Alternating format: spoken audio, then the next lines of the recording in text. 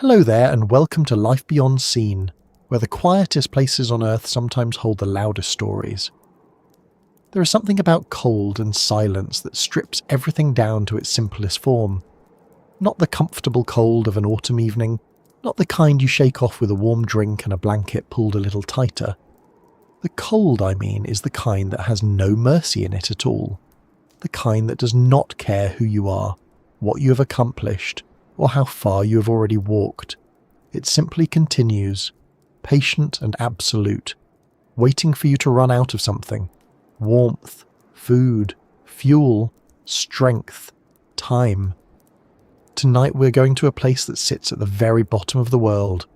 A place so remote, so punishing, so completely indifferent to human presence that even now, more than a century after the events we're about to follow, it still takes your breath away to think about it. We're going to Antarctica. And more specifically, we're going to follow 5 men across a white and featureless plain in January 1912, walking south in the direction of a point on the map that no human being had ever stood upon until just a few weeks before they arrived.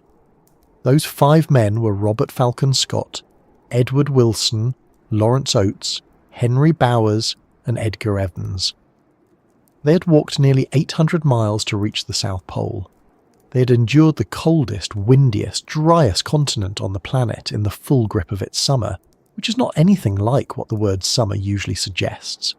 And when they finally arrived at 90 degrees south, at the precise geometric bottom of the Earth, they found a Norwegian flag already planted in the snow, a small tent, a note. Roald Amundsen had beaten them there by 34 days. They stood at the pole, these 5 men, and they took a photograph. You may have seen it. 5 figures bundled in heavy clothing, faces partly hidden, standing in front of a British flag on a stick.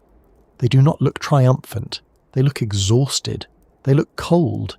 And they look, if you study the image long enough, like men who already understood something about what was waiting for them on the walk home.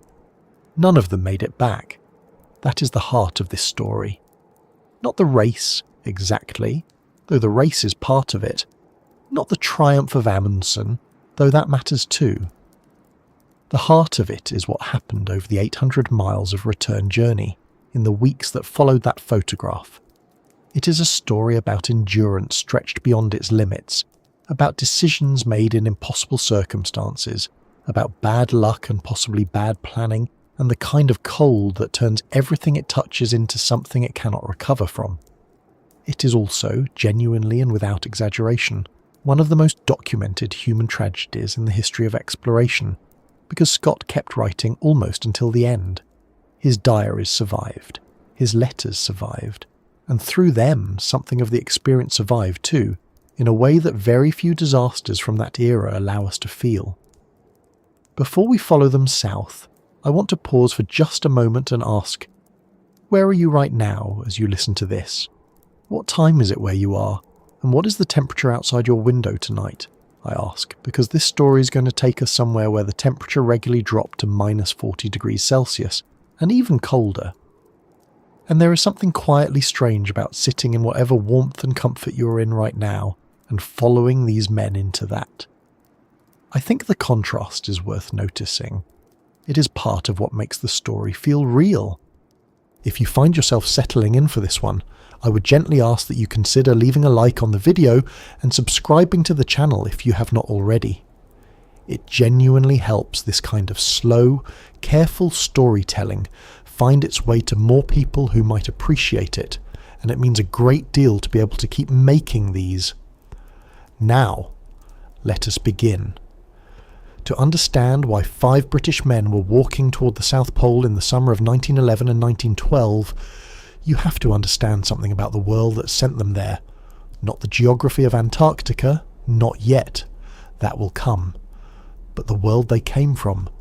The world that made this kind of journey feel not just possible, but necessary. The early years of the 20th century were a particular kind of moment in history. Britain was still the largest empire the world had ever seen, though the edges of that empire were already beginning to fray in ways that not everyone was ready to admit. The map of the world had been largely filled in. the great age of geographical discovery, the era of finding continents, charting coastlines, naming rivers and mountain ranges that no European eye had ever seen, was drawing to a close.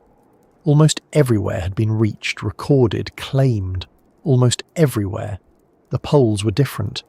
The North Pole and the South Pole sat at the two ends of the Earth like a pair of final problems, unsolved and tantalizing. They appeared on every globe and every map, marked with a simple dot or a cross, but no human being had confirmed standing on either of them. They were, in a very real sense, the last blanks on the map. And in an era when geographical achievement was tied directly to national pride, to newspaper headlines, to public identity and cultural confidence, those 2 points mattered enormously. The North Pole became a contested prize first. In April 1909, the American explorer Robert Peary claimed to have reached it, a claim that was immediately disputed by another American, Frederick Cook, who said he had gotten there a year earlier in 1908.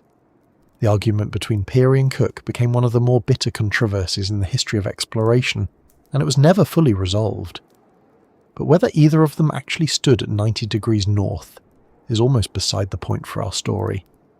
What matters is that by 1909 the North Pole was considered spoken for, at least in the public imagination, which meant that the South Pole, the other dot, the other blank, the other final problem, suddenly became the most important geographical prize left on Earth.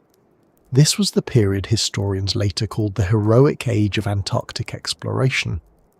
It ran roughly from 1897 to 1922, and it included a remarkable cluster of expeditions from Belgium, Norway, Britain, Germany, France, and Japan, all pushing south into waters and landscapes that were genuinely unknown. The Belgica expedition of 1897 was the first to winter in Antarctica accidentally, trapped in the ice for over a year. The men included a young Roald Amundsen, who would remember the experience. Then came the Discovery expedition of 1901 to 1904, which was Robert Falcon Scott's first journey to Antarctica. Then Ernest Shackleton's Nimrod expedition of 1907 to 1909, which pushed to within 97 miles of the pole, closer than anyone had ever been, before turning back because the men were simply running out of food and time. Shackleton made the decision to turn around on January 9th, 1909, at 88 degrees 23 minutes south. He later said he thought his wife would prefer a live donkey to a dead lion. It was a sensible decision. It was also the kind of decision that left the pole still unclaimed and the race still open.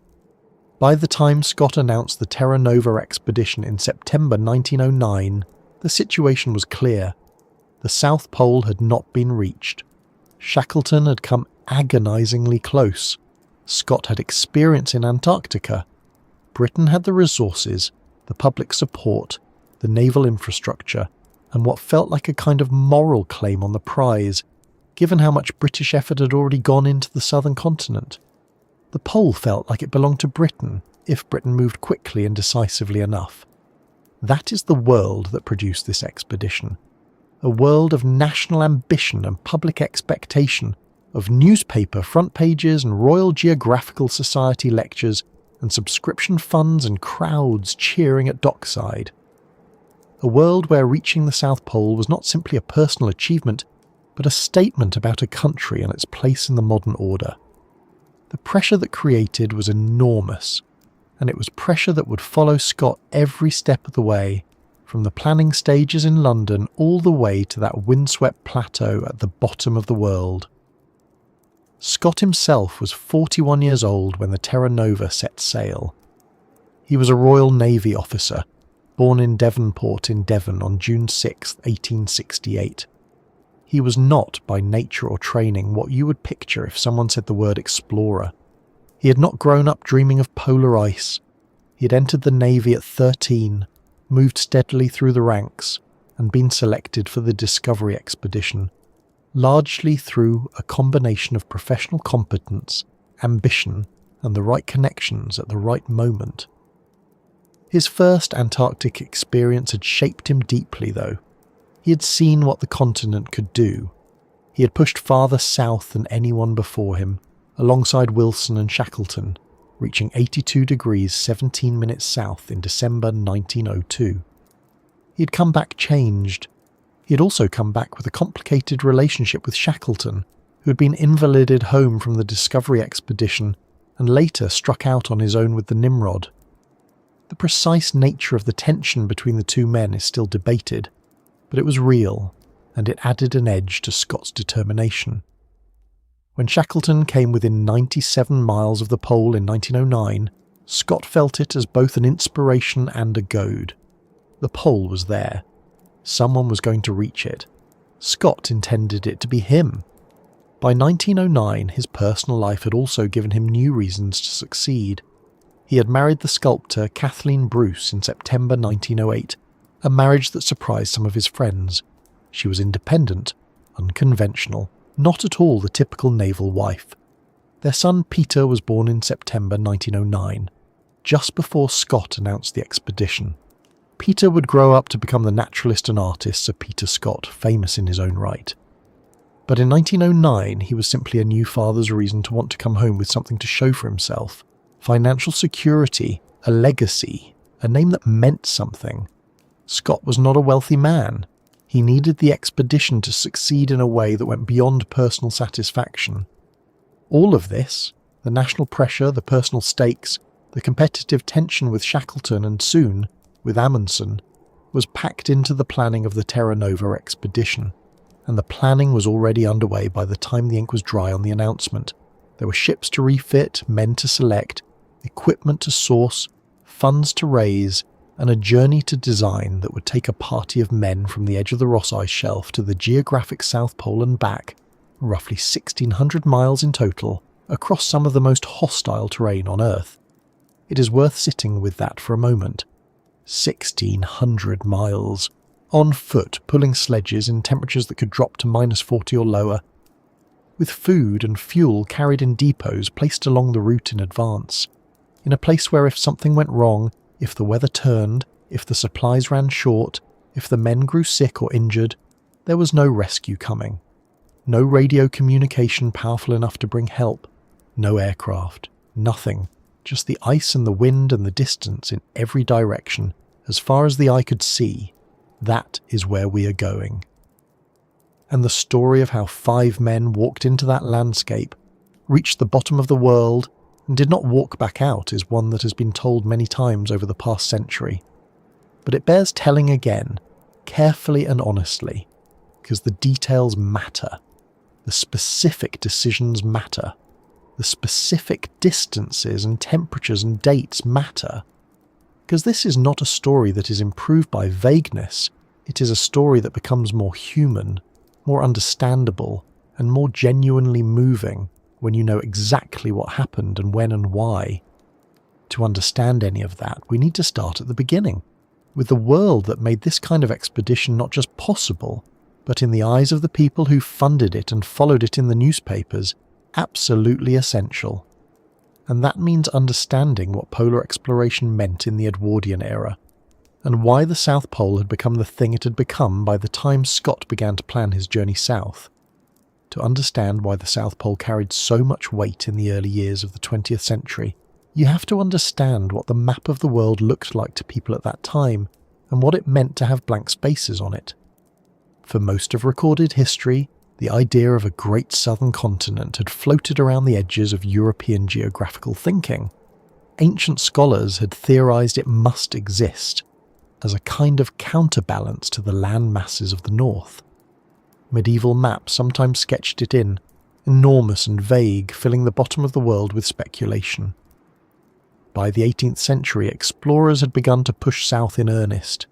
James Cook circumnavigated Antarctica between 1772 and 1775 without ever seeing land, crossing the Antarctic Circle multiple times and encountering pack ice so thick and forbidding that he concluded with characteristic practicality that even if land existed beneath it, it would never be of any use to anyone. He was wrong about the second part, at least in terms of what people would later decide to do with the place. The continent itself was not confirmed until 1820, when several expeditions, British, American and Russian, reported sighting land within weeks of each other, and the question of who got there first is still, honestly, a matter of some national sensitivity depending on who you ask. But the interior of Antarctica, the deep frozen plateau at its heart, remained completely unknown for another 80 years after that. No one had set foot on it. No one had any reliable idea what it was like. The pole itself, that precise mathematical point where all lines of longitude converge at 90 degrees south, was not a place anyone had been. It existed only as an idea, a coordinate, a destination. And by the late 1800s, the age of exploration had developed a particular cultural logic that made unreached places feel like problems to be solved. The interior of Africa had been the great challenge of the mid-Victorian era, and explorers like Livingstone and Stanley had become household names. The source of the Nile, the Congo Basin, the Northwest Passage. These were not just geographical questions, they were tests of national character, of scientific ambition, of the capacity of Western civilization, as people of that time framed it, to extend itself into the unknown. When most of those questions had been answered, or at least substantially addressed, attention turned to the poles. The North Pole was the first to generate serious competitive pressure. By the 1890s and early 1900s, multiple expeditions had pushed into the high Arctic, each one setting a new farthest north record and then losing it to the next attempt. The American explorer Robert Peary had been trying for years, and in April 1909 he claimed to have reached the North Pole. Frederick Cook, another American, claimed he had reached it a year earlier, in April 1908. The dispute between Peary and Cook became one of the great public controversies of the era, with newspapers taking sides and the scientific community divided. To this day, the question of whether either man actually reached 90 degrees north is not fully settled. Modern analysis suggests Peary may have come close, but probably fell short. But what mattered in 1909, for the purposes of the story we are following, was the public perception.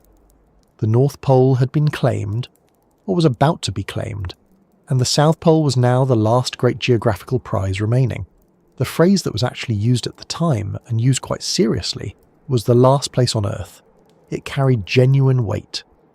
The South Pole was not just a remote location, it was a symbol of the final frontier of terrestrial exploration, and in a culture that measured national greatness partly through acts of geographical conquest, being the first nation to place a flag there meant something real and lasting. This is the context in which the heroic age of Antarctic exploration unfolded. The period runs roughly from 1897 to 1922, bookended by the Belgica expedition at one end and Shackleton's final voyage at the other. The Belgica, which departed in 1897, was the first expedition to winter in Antarctica. Accidentally, the ship became frozen in pack ice, and the crew spent 14 months trapped, becoming the first human beings to endure an Antarctic winter. Among the crew was a young Norwegian named Roald Amundsen, serving as first mate.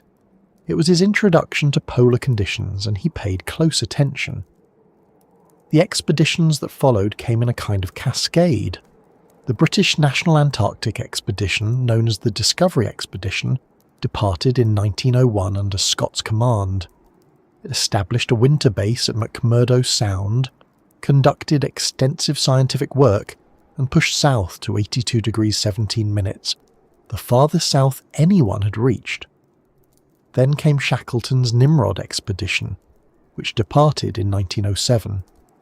Shackleton's team climbed the Beardmore Glacier, crossed the polar plateau, and reached 88 degrees 23 minutes south in January 1909. That is approximately 97 miles from the pole. Shackleton turned back because he calculated correctly that if he pressed on, his party would die on the return journey. He came home alive, which was the right decision, but it left the pole unclaimed and the question open. The newspaper coverage of these expeditions was enormous. This was the era before radio and film had fully taken over as the primary media, and print journalism was at its peak influence. Explorers like Scott and Shackleton were genuine celebrities. Their departures were front-page events. Their returns were occasions for public celebration. The Illustrated London News ran full-page illustrations of Antarctic scenes. The Royal Geographical Society hosted packed lectures. Publishers competed for expedition memoirs. There was a public appetite for this material that is genuinely difficult to fully imagine from a modern perspective, when the idea of an unexplored place on Earth feels almost quaint. In 1910, it was not quaint at all. It was urgent, real, and intensely competitive. For Britain specifically, the South Pole had taken on a quality that went beyond simple geographical ambition. Britain had invested more in Antarctic exploration than any other nation. British ships, British money, British men. The Discovery Expedition had been a joint project of the Royal Geographical Society and the Royal Society.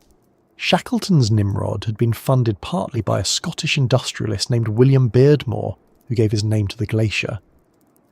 There was a sense widely shared in British public life that Britain had done the groundwork, and that the final achievement, the pole itself, was a matter of national right as much as national ambition. That sense of entitlement, if we want to call it that, was not entirely unreasonable given the investment, but it was also fragile, because it depended on nobody else getting there first, and by 1910 somebody else was very much trying. The Norwegian presence in polar exploration was not new. Fridtjof Nansen had crossed Greenland in 1888 and drifted across the Arctic Ocean in the specially designed ship Fram between 1893 and 1896, reaching a farthest north record at the time. Norway had a culture of skiing and outdoor endurance that gave its explorers a practical advantage in cold conditions that was difficult to overstate. And Roald Amundsen, who had been on the Belgica in 1897, had since led the first successful navigation of the Northwest Passage between 1903 and 1906, spending 3 winters in the Canadian Arctic and learning an enormous amount about survival in extreme cold, including from the Inuit communities he encountered along the way. By 1909, Amundsen had been planning an Arctic drift expedition, intending to use the Fram to drift across the Polar Sea. But when the Peary Cook controversy erupted and the North Pole seemed to have been claimed, he quietly changed his plans. He did not announce the change publicly. He told almost no one. He continued to present his Arctic plans to the public and to his sponsors, while privately redirecting the entire expedition toward Antarctica. The secrecy was partly practical. He did not want to trigger a race he was not ready for, and partly, one suspects, because he knew that what he was doing was not entirely sporting by the conventions of the time. Scott had a prior claim on Antarctica in the eyes of the British establishment, and Amundsen was aware of that. The telegram Scott received in Melbourne in October 1910, beg leave to inform you Fram proceeding Antarctic. Amundsen was therefore a shock, but not entirely a surprise to anyone who had been paying close attention. It was brief, almost curt, and it changed everything about what the Terra Nova expedition was. Before that telegram, Scott's journey had been framed primarily as a scientific expedition, with a polar attempt as its centrepiece.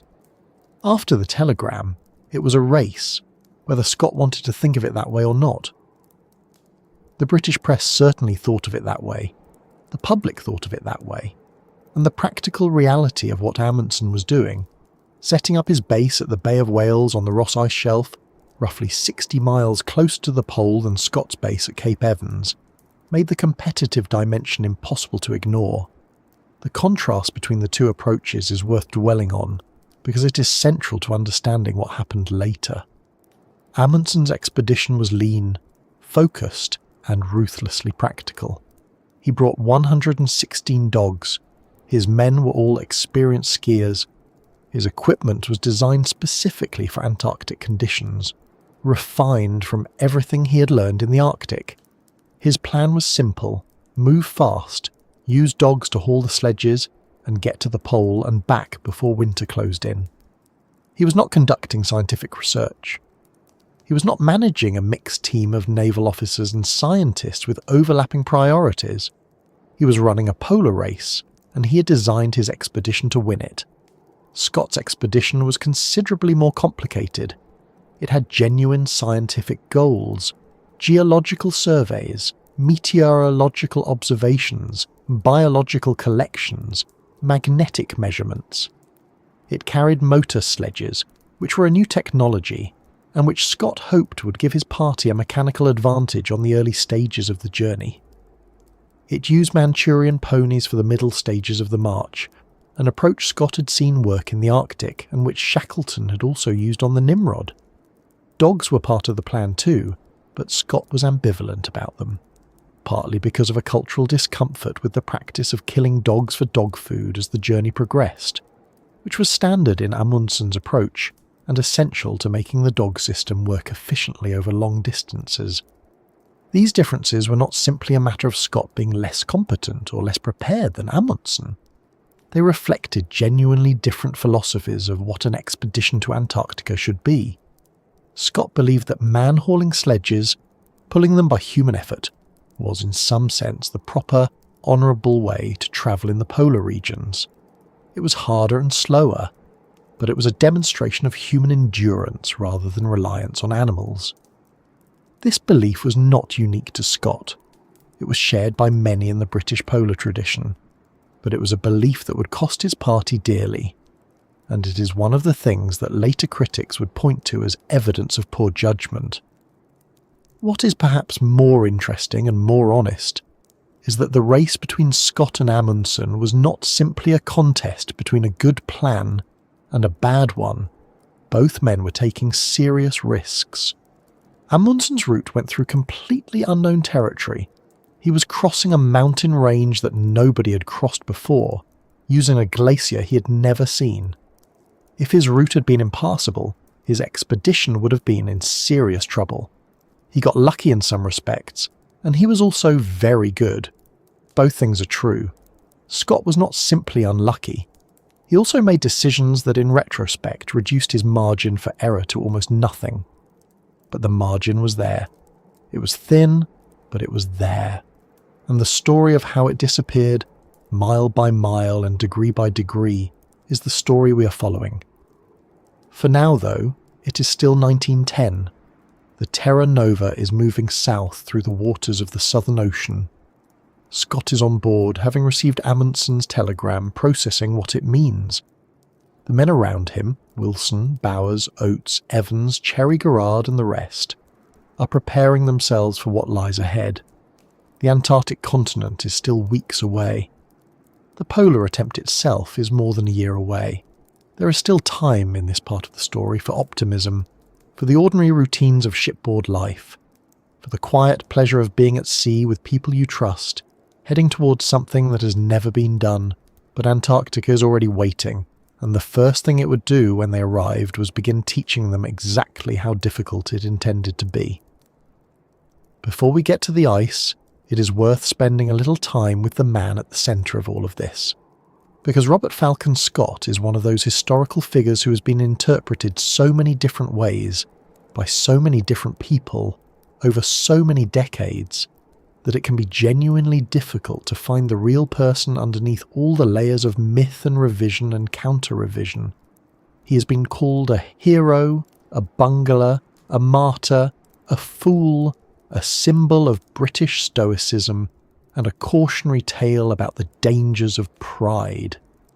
He has been all of these things to different people at different times, but before any of that he was simply a man, a naval officer from Devon trying to do something extraordinary, carrying more weight than most people ever have to carry. He was born on June 6th, 1868, in Devonport, a naval town on the southwestern coast of England. His father was a brewer and a justice of the peace, and the family was comfortably middle class, though not wealthy. The Scott household had 6 children, and Robert, who went by Con to those close to him, was the third. He was a quiet boy, described by those who knew him in childhood as somewhat dreamy and prone to illness.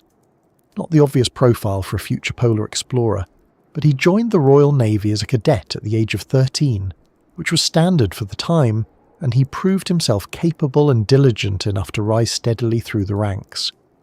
By his late 20s, he was a torpedo lieutenant, a technical specialisation that suited his careful, methodical mind. He was not a man who had always dreamed of Antarctica. That is worth saying plainly, because the mythology around Scott sometimes makes it sound as if he was destined for the ice from the beginning. He was not. His path toward polar exploration was, to a significant degree, a matter of circumstance and opportunity. In 1899, at the age of 31, he met Sir Clements Markham, the president of the Royal Geographical Society, who was actively looking for a naval officer to lead a British Antarctic expedition. Scott lobbied for the position. He got it. And his first journey to the Antarctic, aboard the Discovery, began in 1901. The Discovery expedition lasted from 1901 to 1904, and it was, by most measures, a genuine success. Scott and his team conducted serious scientific work: geological surveys, meteorological observations, biological collections. They charted coastlines that had never been mapped. They pushed farther south than any human being had gone before, reaching 82 degrees 17 minutes south on a sledge journey in November 1902. That journey included Edward Wilson, who would become Scott's closest friend, and Ernest Shackleton, who would go on to lead his own legendary expeditions.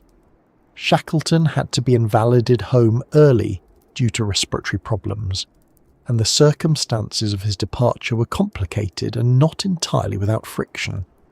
The relationship between Scott and Shackleton was never entirely comfortable after that, though both men were careful to maintain outward civility.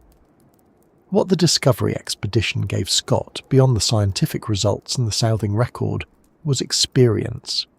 He learned what Antarctic conditions felt like. He learned about sledge travel, about the physiological effects of cold and altitude, about the particular way that the Antarctic environment degrades equipment and exhausts bodies. He also learned, though perhaps not fully enough, about the limits of man-hauling sledges over long distances. The work was punishing in a way that is difficult to convey in words, but he came back from it with his reputation enhanced, promoted to captain, and with a genuine understanding of what he was dealing with when he thought about going back. His personality is hard to summarise. People who knew Scott described him in ways that sometimes seem contradictory. He was reserved and formal in professional settings, but warm and loyal to those he was close to. He had a temper that he worked to control, and he was not always successful. He could be indecisive at moments of stress, which is a significant liability in polar conditions where decisions need to be made quickly and clearly. He was meticulous about planning and deeply uncomfortable with improvisation. He cared enormously about what people thought of him and about what history would think of him, and this awareness of his own legacy ran through everything he did. It was not vanity exactly. It was something more complicated, a sense that he was representing something larger than himself, that his conduct reflected on Britain, on the Navy, on the tradition of British exploration. That sense of responsibility could be a strength, and it could also be a weight. He was also, by all accounts, genuinely good at inspiring loyalty in the people around him. The men who served with him on both the Discovery and the Terra Nova expeditions were, with very few exceptions, devoted to him. Wilson, who could have had his pick of expeditions and who was a man of unusually clear moral judgment, chose to go south with Scott twice. That says something. Cherry Garrard, who wrote the most honest and searching account of the Terra Nova expedition, was never simple in his assessment of Scott. He acknowledged the flaws, the rigidity, the occasional poor judgment, but he also made clear that Scott was someone worth following, someone whose company made the unbearable bearable. In September 1908, Scott married Kathleen Bruce.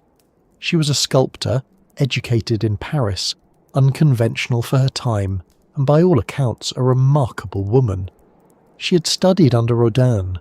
She was independent, confident, and not particularly interested in being the quiet domestic wife of a naval officer. The match was slightly surprising to people who knew Scott, because Kathleen was not the kind of woman that the Edwardian naval establishment typically produced as a spouse.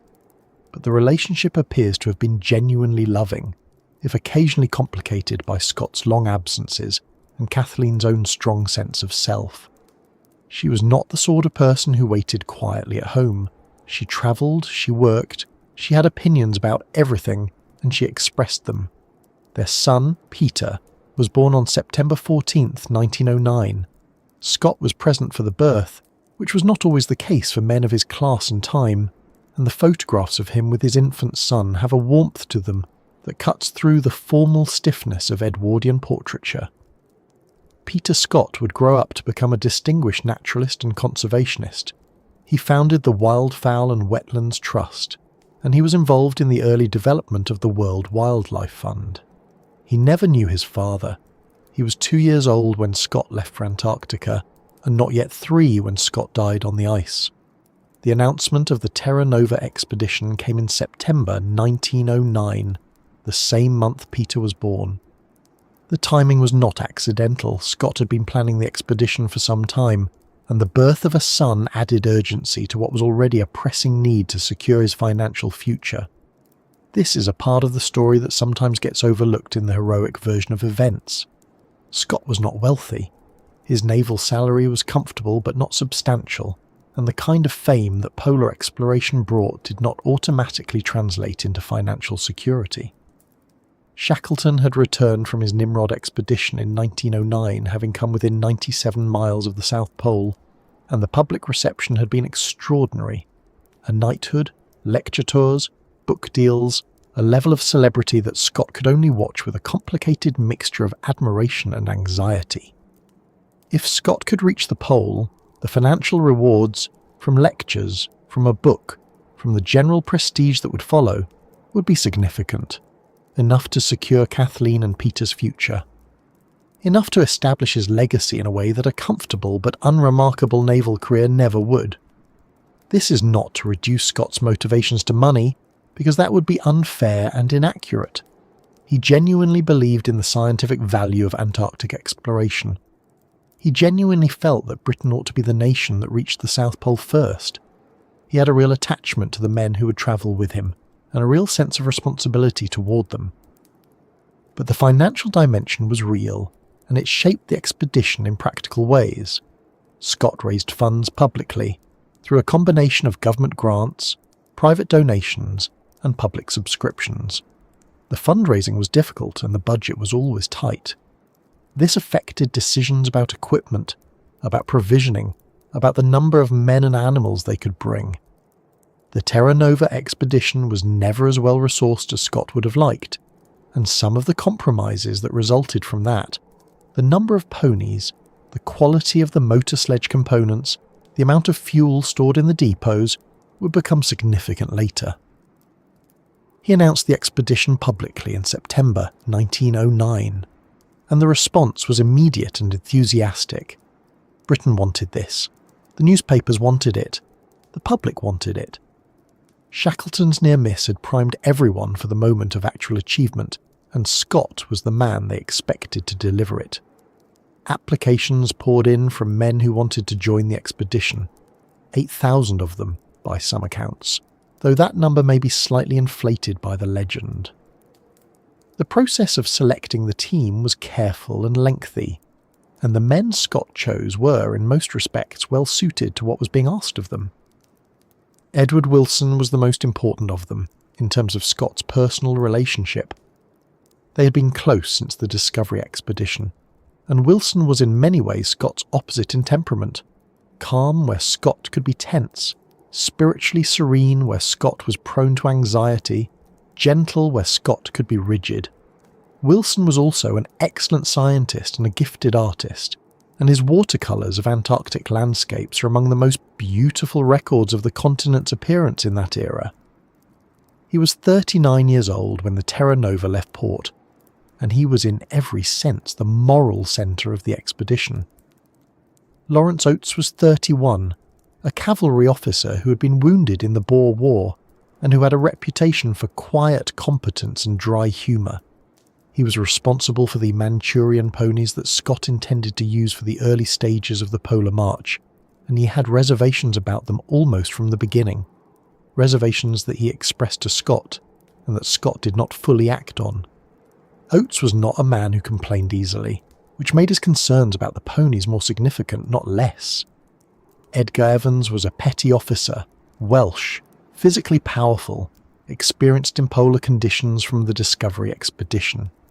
He was one of Scott's most trusted men, and Scott's decision to include him in the final polar party was partly a recognition of his strength and his loyalty. Henry Bowers, Birdie to everyone, was a lieutenant in the Royal Indian Marine, short and stocky and apparently impervious to cold in a way that astonished everyone who travelled with him. Cherry Garrard later wrote that Bowers seemed genuinely unbothered by temperatures that reduced other men to misery. He was meticulous, cheerful, and absolutely reliable, and he was perhaps the most physically suited of all the polar party to what the Antarctic would demand. Apsley Cherry Garrard was the youngest member of the shore party, 24 years old when the expedition departed. He was not a scientist or a naval officer. He was a young man of private means who had applied to join the expedition, and who had, in a gesture that says something about how the funding worked, contributed £1,000 to the expedition's costs. He was not the strongest or the most experienced man on the team. But he was observant and thoughtful and deeply committed, and the book he eventually wrote about the expedition, The Worst Journey in the World, published in 1922, is one of the finest pieces of polar literature ever produced, and one of the most honest. These were the men Scott was responsible for, and as the Terra Nova made its way south through the Southern Ocean, with Amundsen's telegram already received and processed and set aside as well as it could be, Scott was carrying all of them, their safety, their futures, their families, alongside his own ambitions and his own fears. The ice was still ahead. The real work had not yet begun. But the expedition was already shaped, in ways both visible and invisible, by the decisions Scott had made and the man he was. What would happen on the polar plateau more than a year from now was not yet determined, but the pieces were in place, the players were assembled, and the Antarctic was about to make its own contributions to the story. The Terra Nova reached the edge of the sea ice in early January 1911, and the business of actually establishing a base camp on the continent began in earnest. The Terra Nova herself is worth pausing on for a moment, because she is easy to overlook in a story that becomes so focused on the men and the ice. She was a Scottish whaling and sealing vessel, built in Dundee in 1884, and she had already spent years working in some of the harshest waters in the world before Scott ever set eyes on her. She was 187 feet long, with a reinforced hull designed to push through sea ice, and she was powered by a combination of steam and sail. She was not a new ship. She was not a purpose-built polar research vessel in the way that Amundsen's Fram was. She was a working ship, old and experienced and somewhat battered, and she had been purchased by the expedition for a sum that stretched the budget considerably. She was refitted as well as funds allowed, laboratories added, extra bunks installed, equipment stowed in every available space, and by the time she was ready to depart, she was loaded so heavily that she sat dangerously low in the water. Those who sailed on her in the early stages of the voyage later described the crossing of the Bay of Biscay as genuinely alarming, with water coming below decks and the pumps running almost constantly. She was not a comfortable ship, but she was a tough one, and she made it south. The official departure was from Cardiff on June 15th, 1910.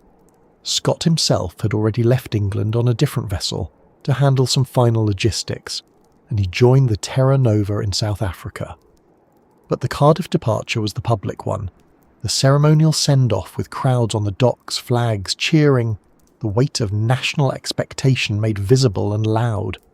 The city of Cardiff had contributed £3,000 to the expedition's costs, which was not a small sum, and the departure from a Welsh port was partly a gesture of acknowledgement toward that support.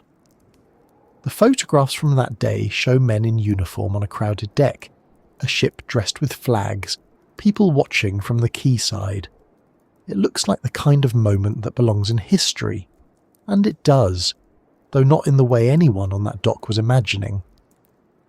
The expedition had a scientific program that was genuine and substantial, and it is worth being clear about this because it sometimes gets lost in the narrative of the race to the pole.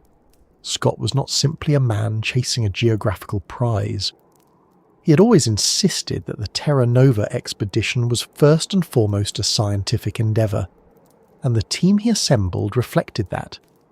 Edward Wilson, as chief of the scientific staff, oversaw research into meteorology, glaciology, marine biology, geology, and zoology. The men would collect specimens, take measurements, make observations. They would study the behaviour of sea ice, the structure of glaciers, the wildlife of the continent. The geological samples they gathered on the return journey from the pole, the ones they carried even as they were dying, are a testament to how seriously Wilson and Scott took this dimension of the work. Those samples turned out to be scientifically significant in ways that would only be understood decades later. But in 1910, when the Terra Nova left Cardiff, the scientific programme was both a genuine ambition and, to some degree, a political necessity. It gave the expedition a purpose that went beyond competition, a justification that could be offered to government and public alike. Britain was going south to learn things, not just to plant a flag.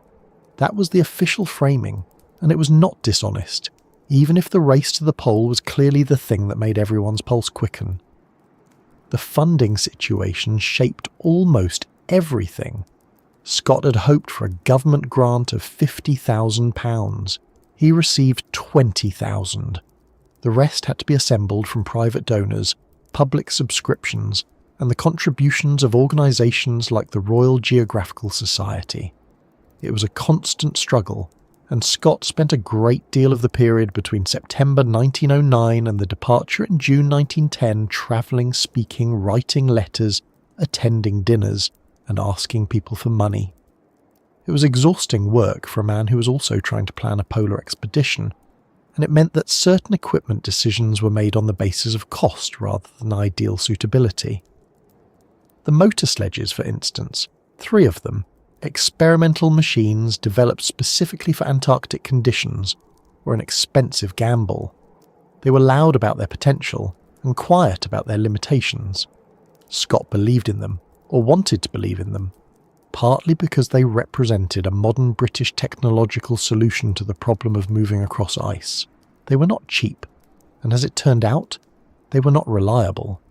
The choice of transport was one of the most consequential decisions Scott made, and it is one that historians have returned to repeatedly. Amundsen used dogs, exclusively dogs, handled by men who had grown up with them and knew exactly how to manage a dog team across polar terrain. Scott used a combination of motor sledges, Manchurian ponies and dogs. The logic behind this was not entirely unreasonable. Dogs were effective, but they required a great deal of food, and the food for the dogs had to be carried or cached. Ponies could carry more weight per animal than dogs, and Scott had seen ponies used effectively by Shackleton's expedition. The motor sledges, if they worked, could pull enormous loads without consuming any food at all.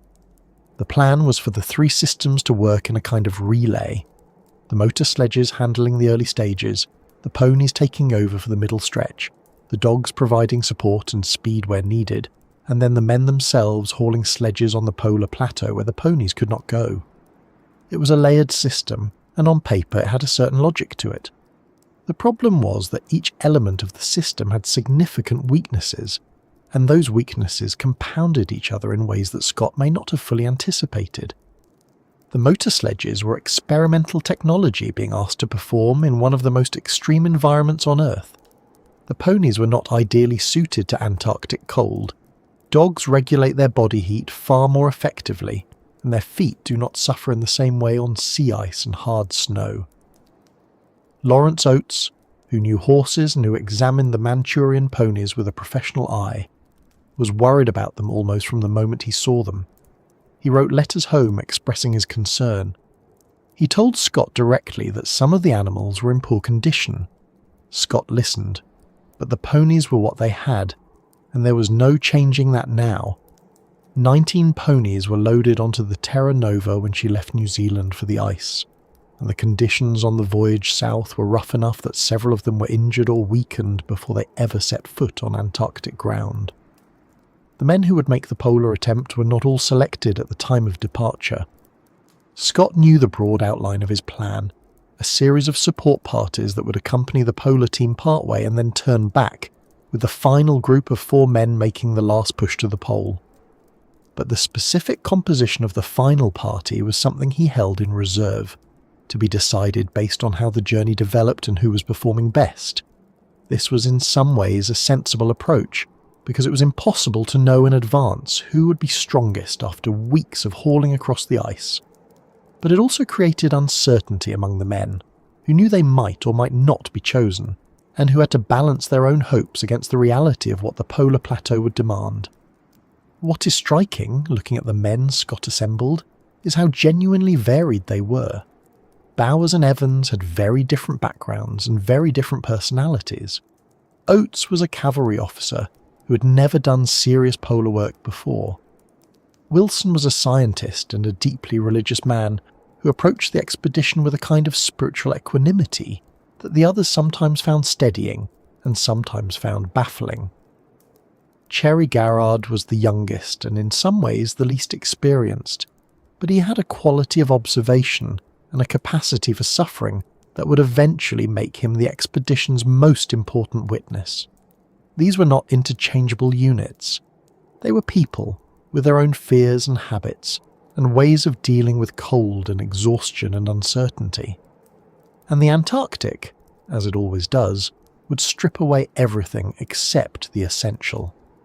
The Terra Nova reached Melbourne in October 1910, and it was there that Scott received the telegram from Amundsen. But that comes next. Before that moment, in the weeks of sailing south through the Pacific toward New Zealand, there was still a kind of optimism aboard the ship. The men were together, the work was clear, the goal was defined. There were lectures and card games and the ordinary rhythms of shipboard life. Wilson sketched. Cherry Garrard read. Oates worried about his ponies. Scott worked through his plans, revised his calculations, thought about the plateau. The Antarctic was still ahead of them, still abstract, still a place they knew only from maps and the accounts of previous expeditions. The cold and the silence and the sheer indifferent scale of it had not yet become real in the way that it would become real once they were inside it. There is something almost peaceful about that period in retrospect. Not because the men were unaware of the risks, they were experienced enough to know exactly what they were heading into, but because the hardest decisions had not yet been made, the worst things had not yet happened, and the story was still in its beginning. The ship was moving south, the ice was waiting, and somewhere in Norway, Roald Amundsen was already on his way to the same destination, in a faster ship with better dogs, and with a plan that was leaner and more ruthless, and more perfectly suited to the task than anything Scott had put together. Scott did not know the full extent of that yet. He would find out soon enough. The Terra Nova made a stop in New Zealand in late October 1910, taking on final supplies and additional crew members, and it was in the port of Lyttelton that the expedition made its last contact with the ordinary world before heading south. Letters were written and posted. Final provisions were loaded. The ship sat low in the water again, heavy with everything it was carrying.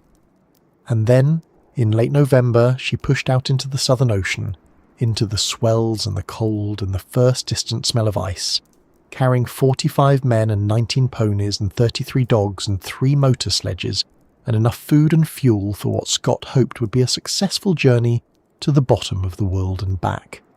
The Ross Ice Shelf was still weeks away, the polar plateau was months away, and the telegram from Amundsen, which had arrived in Melbourne, and which Scott had read and absorbed and set aside with as much composure as he could manage, was now a fixed fact sitting quietly at the back of everything.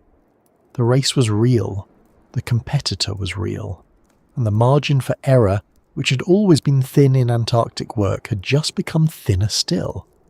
The telegram was short. That is the first thing worth noting.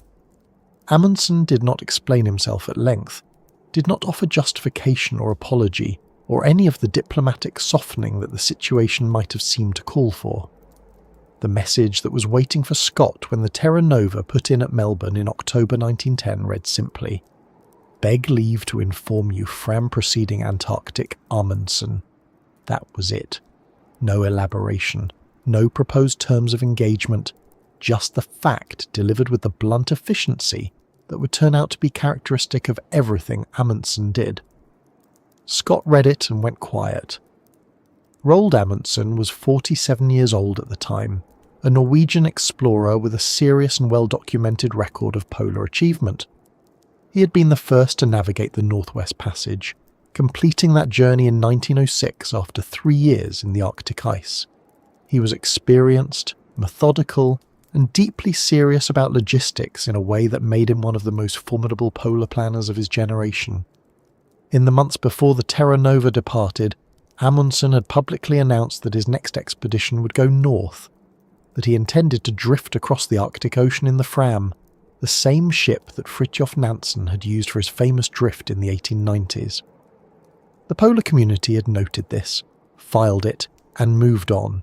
Scott's target was the South Pole. Amundsen's was the Arctic.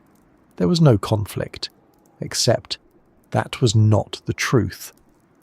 What Amundsen had actually decided in private sometime before his public announcement was that he was going south. The news that Robert Peary had claimed the North Pole in April 1909, disputed then and still disputed by some historians today, but accepted widely enough at the time, had, in Amundsen's estimation, closed that particular chapter. The Great Northern Prize was gone, or at least no longer available in the form he had imagined.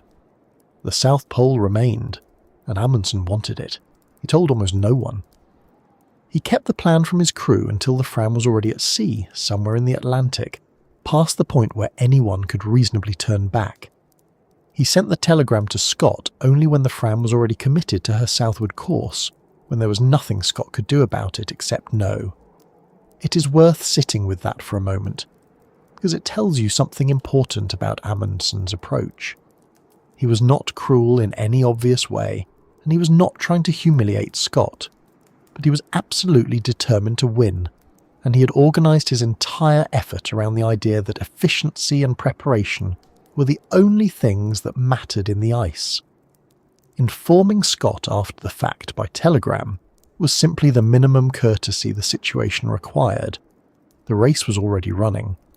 Amundsen had given himself a head start by keeping it secret, and he had no intention of giving that advantage back. Scott's public response was measured. He told reporters that he welcomed the competition, that the Antarctic was large enough for 2 expeditions, that he wished Amundsen well.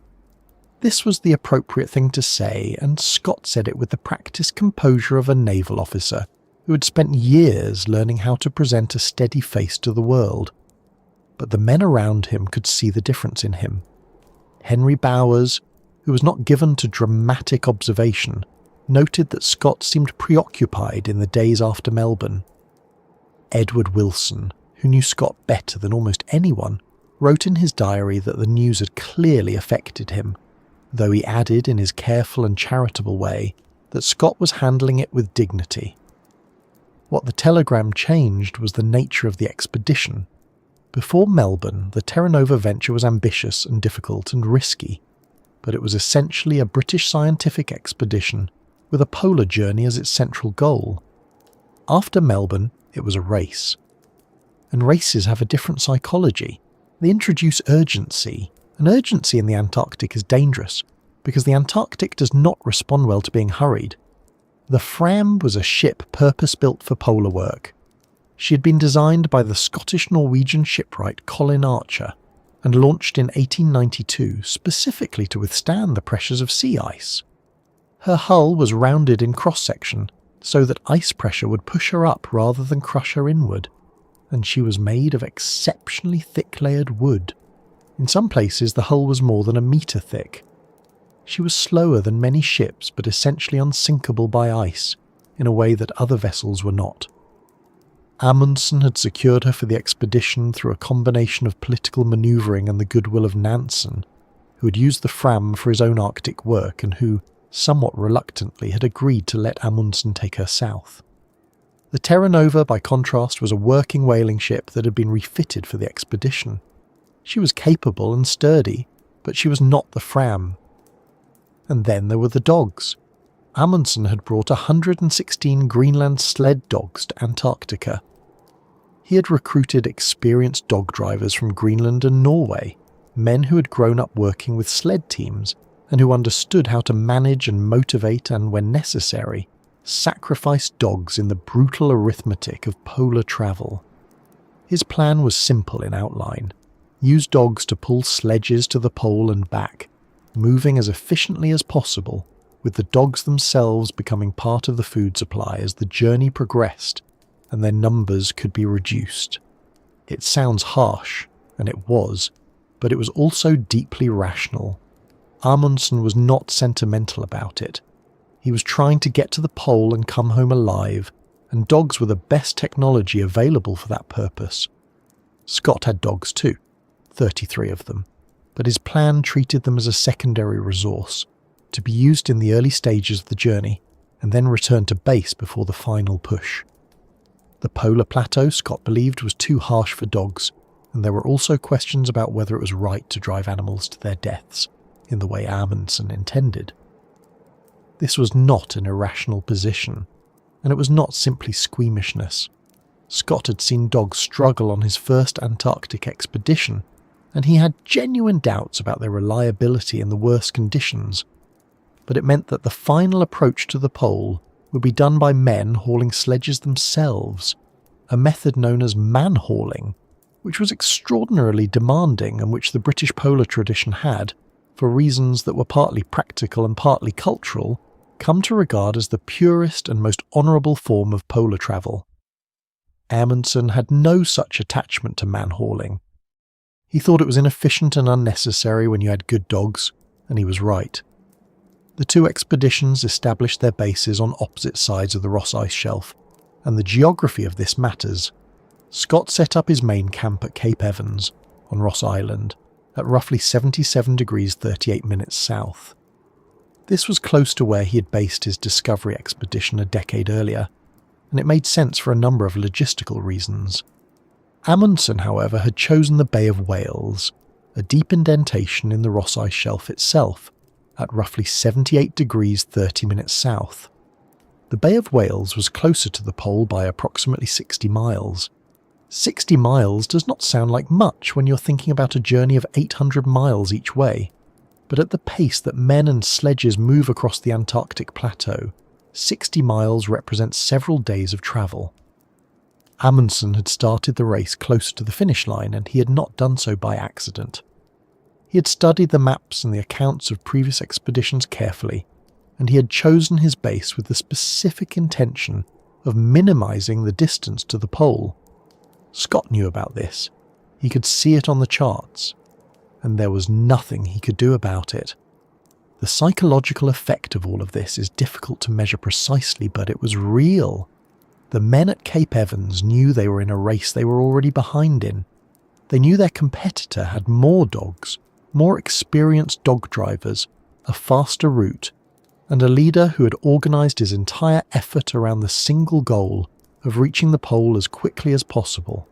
Scott's expedition had scientific goals alongside the polar attempt: magnetic observations, geological surveys, meteorological records, biological collections, and these were genuine and valuable, not just window dressing. But they also meant that the Terra Nova venture was trying to do more than one thing at once, while Amundsen was doing only one thing and doing it with absolute concentration. It is tempting to read all of this as a story of one man making obviously better decisions than another, and some accounts of the expedition do exactly that.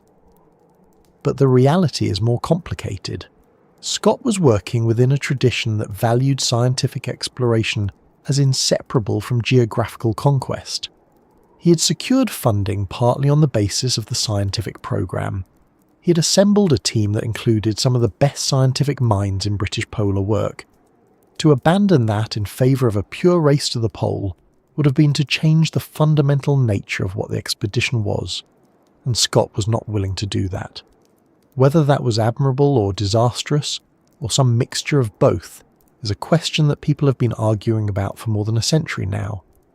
What is certain is that by the time the Terra Nova left Melbourne and continued south, The expedition Scott had planned was no longer quite the expedition he was leading.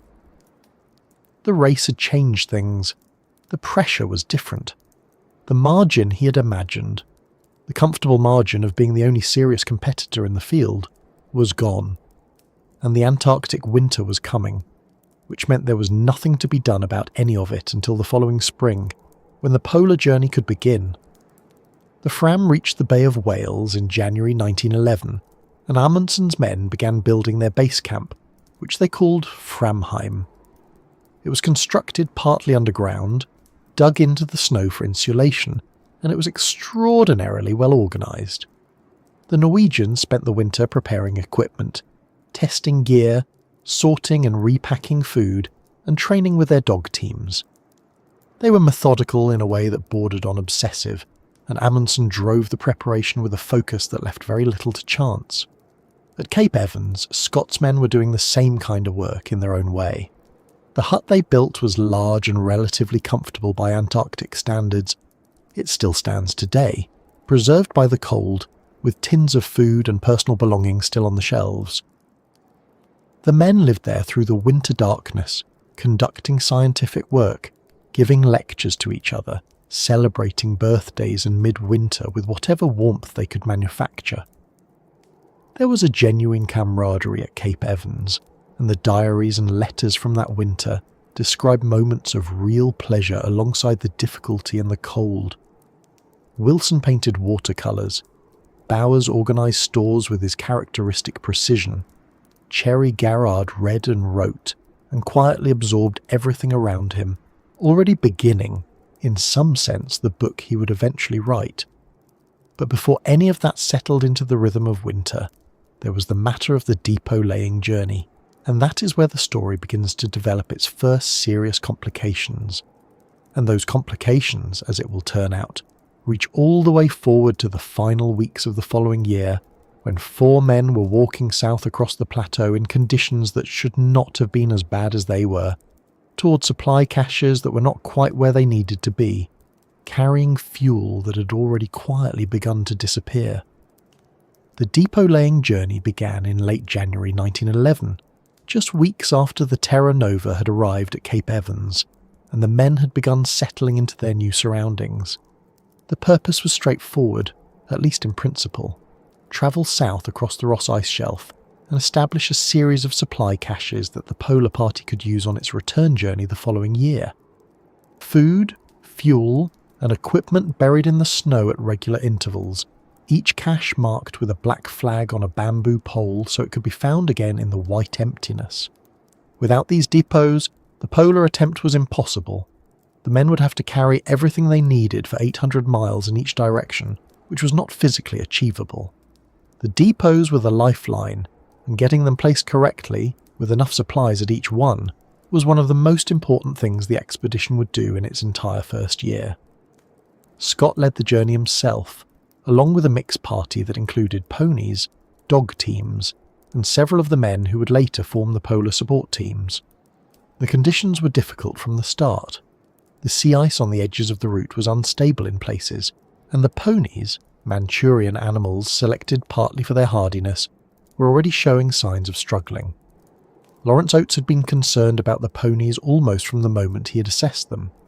He was a cavalry officer, a man who understood horses and their limits, and what he saw when he examined the animals that had been purchased for the expedition was not reassuring. They were not the strongest specimens. Some of them were older than ideal. The Antarctic conditions, the cold, the effort of pulling loaded sledges across soft snow, were demanding in ways that even good ponies would have found punishing. These ponies were not all good ponies, and Oates knew it. He had said so, and his concerns had been noted, and the journey had proceeded anyway, because there was no realistic alternative at that point. Several of the ponies died during the depot-laying journey. Some broke through sea ice and could not be recovered. Others simply deteriorated under the strain. It was a grim beginning, and it left the expedition with fewer animals than it had started with, which had consequences for how much weight could be moved and how far the teams could travel in comfort. The most significant decision made during the entire depot-laying journey, perhaps one of the most significant decisions of the whole expedition, came near its end when the party was attempting to place the largest and most important of the supply caches. This depot, which they called 1 Ton Depot, was intended to be positioned at 80 degrees south. 80 degrees south was the planned location. It was where Scott had calculated it needed to be to give the returning polar party adequate supplies at the right point in their journey home. But when the time came to reach that latitude, the ponies were in poor condition and the weather was closing in. Oates argued that they should push on and reach 80 degrees south regardless of the difficulty. Scott decided to turn back early. 1 Ton Depot was placed at 79 degrees 29 minutes south, roughly 35 miles short of where it was supposed to be. 35 miles. That distance would come to mean a great deal. It is easy, knowing what happened later, to look at that decision and see it as the moment everything went wrong. And it is true that the placement of 1 Ton Depot would eventually matter enormously. But it is also worth remembering that Scott was not being careless. He was looking at exhausted animals, deteriorating weather, and the practical reality of what his party could manage. He made a judgment call, the kind of judgment call that expedition leaders make constantly in the field, and he made it in good faith. The problem is not that the decision was obviously wrong at the time. It is that it turned out to be wrong later, in ways that no one could have predicted with certainty in February 1911. The party returned to Cape Evans in late March, and the Antarctic winter settled in. This is the long darkness, the months when the sun does not rise at all, when temperatures drop to levels that make outdoor work genuinely dangerous, and when the men of the Terra Nova expedition were confined largely to their hut on the edge of Ross Island. It was not an idle time. The scientists continued their work, collecting data, running experiments, maintaining the meteorological instruments.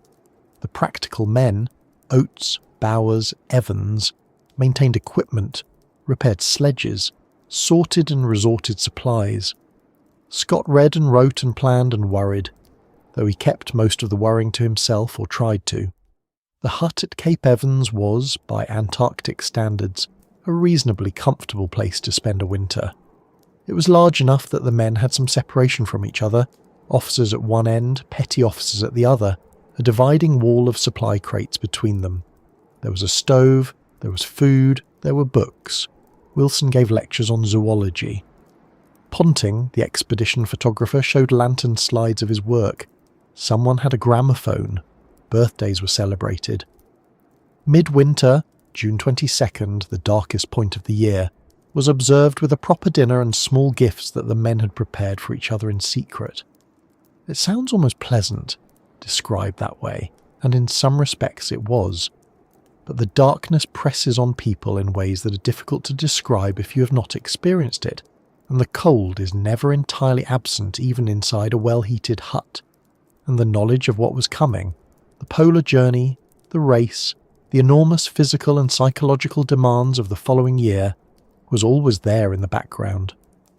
And then, in the middle of all of this, 3 men left the hut and walked into the winter darkness on one of the most extraordinary journeys in the history of polar exploration. Edward Wilson had a scientific goal that could not wait for spring. Emperor penguins breed in the Antarctic winter, which is the opposite of what almost every other creature on Earth does. They lay their eggs in June and July in the coldest and darkest months, at colonies on the sea ice near the coast.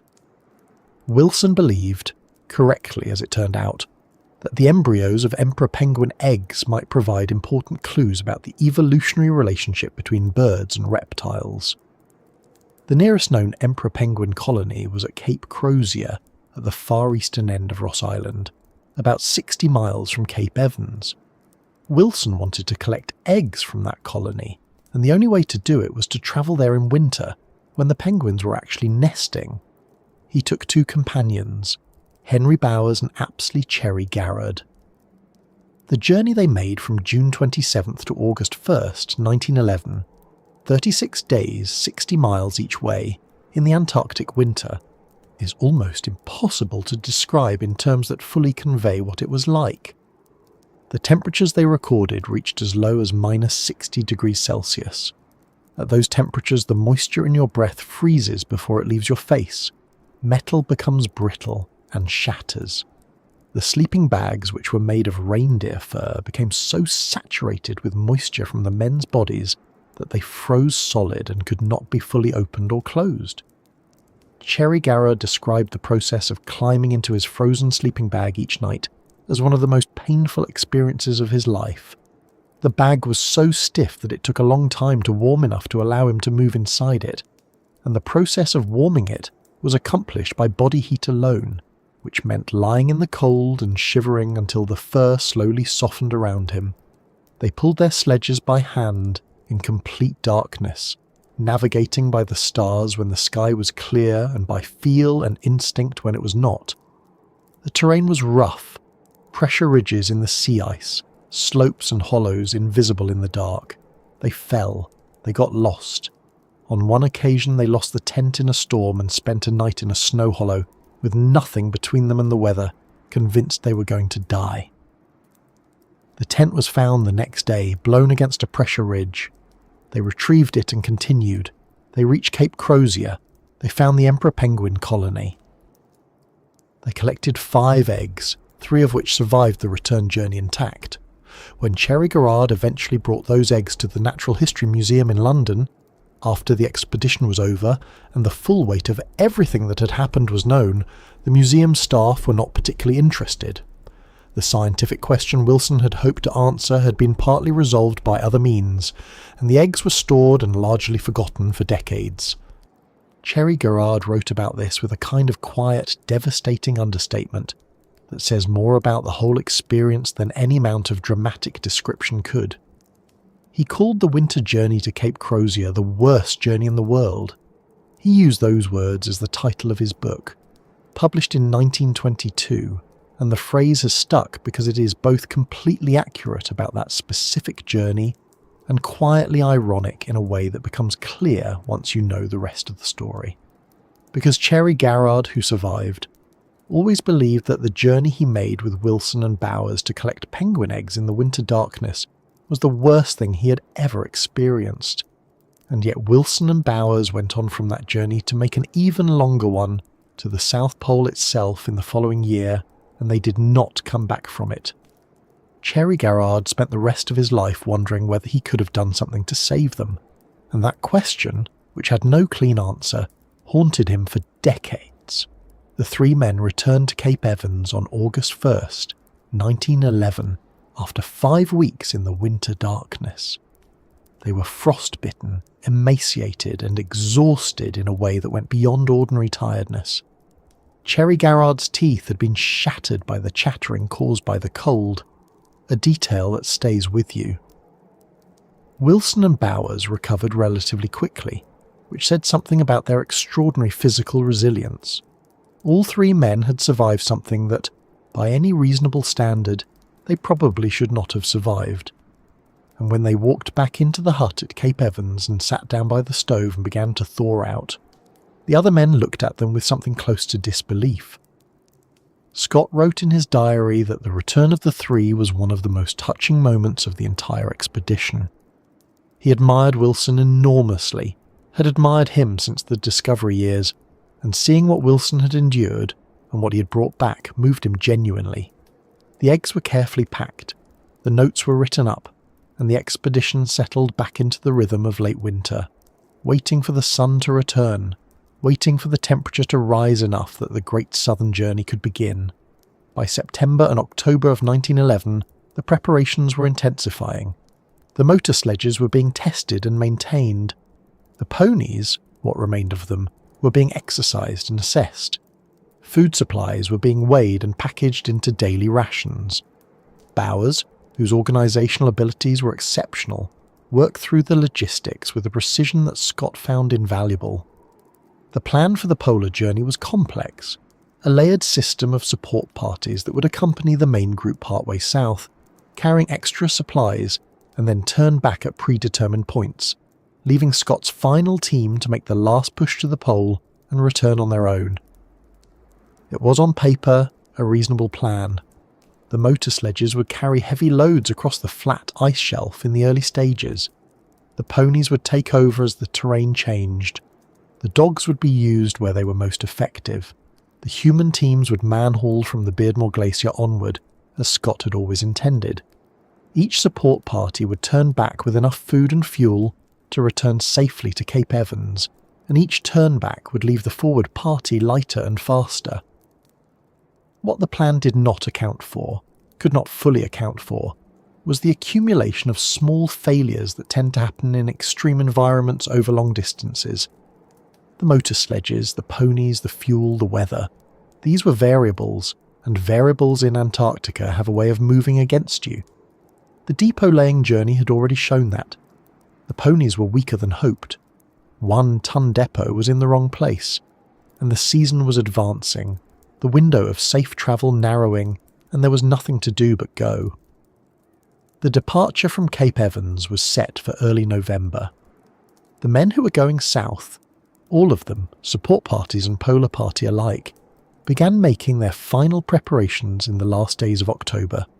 Letters were written home, equipment was checked again, the ponies were loaded, and on the morning of November the 1st, 1911, the Terra Nova expedition's southern journey began in earnest, moving out across the Ross Ice Shelf under a pale Antarctic sky, heading toward the Beardmore Glacier and the plateau beyond it, and ultimately toward the pole itself, which was still more than 800 miles away. The first days of the journey south moved at the pace of the ponies, which is to say slowly and with a great deal of effort. The Ross Ice Shelf stretched out ahead of them, flat, white, enormous, a frozen plain roughly the size of France sitting on top of the sea. In good conditions it could feel almost manageable, a wide open road going nowhere and everywhere at once. In difficult conditions it was simply relentless. The expedition moved in stages, with the ponies travelling at night when the surface was firmer and the temperature slightly lower, which sounds counterintuitive but made practical sense in the Antarctic summer, when the sun never fully sets and the midday warmth softens the snow into something that swallows hooves and runners alike. The motor sledges were supposed to help with the heaviest loads in the early stages. Scott had invested considerable hope in them. They were a genuinely novel piece of technology, and he believed they could transform the logistics of polar travel if they worked. They did not work. The first sledge broke through the sea ice near the ship and was lost almost immediately before the journey had properly begun. The second made it onto the shelf and ran for a few days before its engines seized. The mechanics did what they could, but the cold had its own opinions about internal combustion, and by the time the motor sledges were finally abandoned they had covered perhaps 50 miles in total. The men who had been operating them switched to man-hauling, which is exactly what it sounds like, pulling loaded sledges by harness, on foot, across the snow. It is among the most physically demanding things a human being can do, and they had hundreds of miles still ahead of them. So the journey continued without the machines and with the ponies doing what they could. Lawrence Oates had been honest about the ponies' condition since before the journey began. He had spent the winter caring for them, assessing them, and worrying about them, and his private view was that several of them were simply not strong enough for what was being asked of them. He had said so. Scott had listened, and had made adjustments where he could. But the ponies were what they had, and so the ponies went south. They deteriorated as the journey progressed, one by one, in roughly the order Oates had predicted. When a pony could no longer continue, it was shot, and its meat was used to supplement the food supply at the depot caches. This was practical and necessary, and also, for the men who had spent months caring for these animals, quietly grim. Oates did most of the shooting himself. He was a cavalry officer and he understood horses, and he did not enjoy this part of the journey at all. The dogs ran alongside for a portion of the route, and they were visibly more suited to the conditions than the ponies. Faster, more efficient, capable of covering ground that exhausted the larger animals. Amundsen had understood this from the beginning, had built his entire strategy around it, and watching the dogs work, it was not difficult to see why. But Scott's plan had always envisioned the dogs turning back before the Beardmore Glacier. The man-hauling tradition in British polar exploration was deeply embedded, almost philosophical. There was a belief, held sincerely by Scott and Wilson among others, that human effort was the right way to travel in these places. Whether that belief was wise or simply cultural is a question that historians have been arguing about ever since. The Beardmore Glacier is one of the largest glaciers in the world. It runs roughly 100 miles from the Ross Ice Shelf up to the polar plateau, climbing from near sea level to an elevation of about 10,000 feet. It was discovered and first ascended by Shackleton's Nimrod expedition in 1908, and it was named after William Beardmore, one of Shackleton's financial backers, which is the kind of thing that happened when wealthy industrialists funded polar expeditions. The glacier is not a smooth ramp. It is fractured and complex, full of crevasses and pressure ridges and ice falls, and navigating it required constant attention and considerable physical effort. The surface was often terrible: soft snow over ice, or bare ice that offered no grip, or sastrugi, which are hard ridges of wind-sculpted snow that can be as sharp as a curb and as unpredictable as cobblestones. The ascent of the Beardmore took most of December 1911. The men were climbing with loaded sledges, man-hauling through altitude that thinned the air and slowed the body's recovery. At 10,000 feet, in temperatures well below freezing, with inadequate calories and hours of physical labour every day, the human body begins to make compromises. Fat reserves go first, then muscle. Concentration becomes harder. Minor injuries stop healing the way they should. The men knew this, more or less, and pushed through it because there was nothing else to do. Scott recorded the conditions in his diary with a kind of careful precision. Distances covered, surface conditions, weather, the state of the men. He was a meticulous keeper of records, and those records survive, and they tell a story of steady progress made at enormous cost. The support parties were turning back at their designated points throughout this period, each one reducing the size of the group and leaving the forward teams with more independence and less margin for error. It was on December 22nd, 1911, at the top of the Beardmore Glacier, that the last support party turned back. This group was led by Lieutenant Teddy Evans, who was second in command of the expedition. He and his two companions, William Lashley and Tom Crean, had man-hauled all the way up the glacier and were now facing the return journey of several hundred miles on their own. Evans would later nearly die on that return. He developed severe scurvy and had to be hauled on the sledge by Lashley and Crean, who covered the final 35 miles to Hut Point in a single push to get him to safety. Crean walked those miles alone, without food, to get help. Both men were awarded the Albert Medal for saving Evans's life. But that is another story, and it was not yet known on December 22nd when they said their goodbyes at the top of the glacier and turned north. Scott now had to make a decision. The plan had always called for a polar party of 4 men. 4 men, 4 sets of rations, 4 sleeping bags in a tent designed for 4. But Scott chose 5. He selected himself, Edward Wilson, Lawrence Oates, Henry Bowers, and Edgar Evans. Adding Bowers to the final party was, in some ways, a compliment. Bowers had been exceptional throughout the journey, tougher and more capable than almost anyone had expected, and Scott wanted him along. But the tent was designed for 4. The rations were calculated for 4.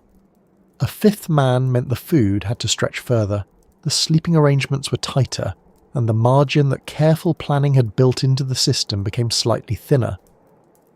It is not the kind of decision that looks catastrophic in the moment. It is the kind of decision that matters enormously later, when everything else has also gone slightly wrong.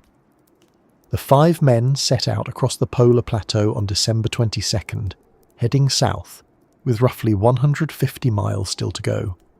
The plateau is a high, featureless expanse of ice and wind. There are no landmarks.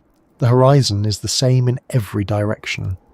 Navigation is done by compass and by the angle of the sun, which circles endlessly overhead without setting. The altitude makes breathing harder than it should be, and the wind comes without warning and without mercy. The surface is often hard and polished, which makes pulling a sledge easier but walking more treacherous, or it is soft and sugary, which makes pulling exhausting and progress slow. The men rotated positions in the harness, trying to share the effort equally, and they covered their daily distances and made their camps and melted snow for water and ate their rations and slept, and then did it again. Edgar Evans was already showing signs of strain by this point. He had injured his hand during the ascent of the glacier, a cut that should have healed but was not healing, possibly because of the altitude, possibly because of his overall physical condition. He was the largest and most physically powerful man in the group, which meant he had burned through more calories than the others and was running a larger deficit. He was quieter than usual. The others noticed, but there was not much to be done. They were all suffering in their different ways, and the pole was still ahead of them. What drove them forward through those last miles across the plateau is not entirely easy to explain from a comfortable distance. Pride, certainly. Duty, in the way that men of that generation understood duty. The weight of expectation from everyone who had supported the expedition, from the public, from the king, from the newspapers that had been following the story. The simple, human stubbornness that makes it very difficult to turn back when you have already come so far and given so much. And perhaps something more personal and harder to name, the desire to have done the thing, to have stood at the bottom of the world and looked around and known that you had been there. Scott had been planning this for years. Wilson had come back to Antarctica specifically for this. Bowers and Oates and Evans had crossed an ocean and spent a winter in the dark and climbed a glacier on foot. The pole was close. They kept going. The plateau offered no comfort and no drama. It was simply enormous and cold and empty and relentless, and the men moved through it 1 mile at a time. The weather was variable, sometimes clear, with a flat white light that makes distance impossible to judge, sometimes overcast and grey, with wind that pushed against them and reduced visibility to almost nothing. On the clear days, the sun gave them their direction, and their shadows stretched long and blue across the snow. On the grey days, they navigated by compass and hoped they were going straight.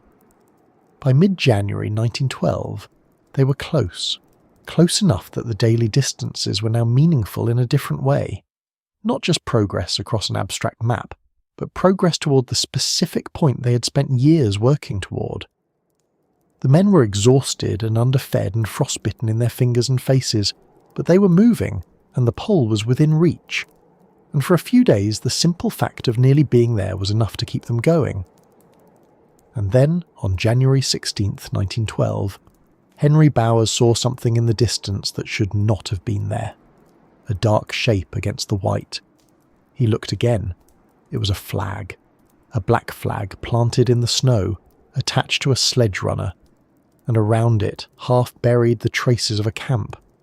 Dog tracks in the snow, ski marks, the unmistakable evidence of other human beings who had been here before them and were now gone. Amundsen had been here. His team had been here and had left and were already on their way home. Scott wrote in his diary that night with a steadiness that must have cost him something. He described what they had found, what it meant, and what they intended to do. They would go on. They would reach the pole.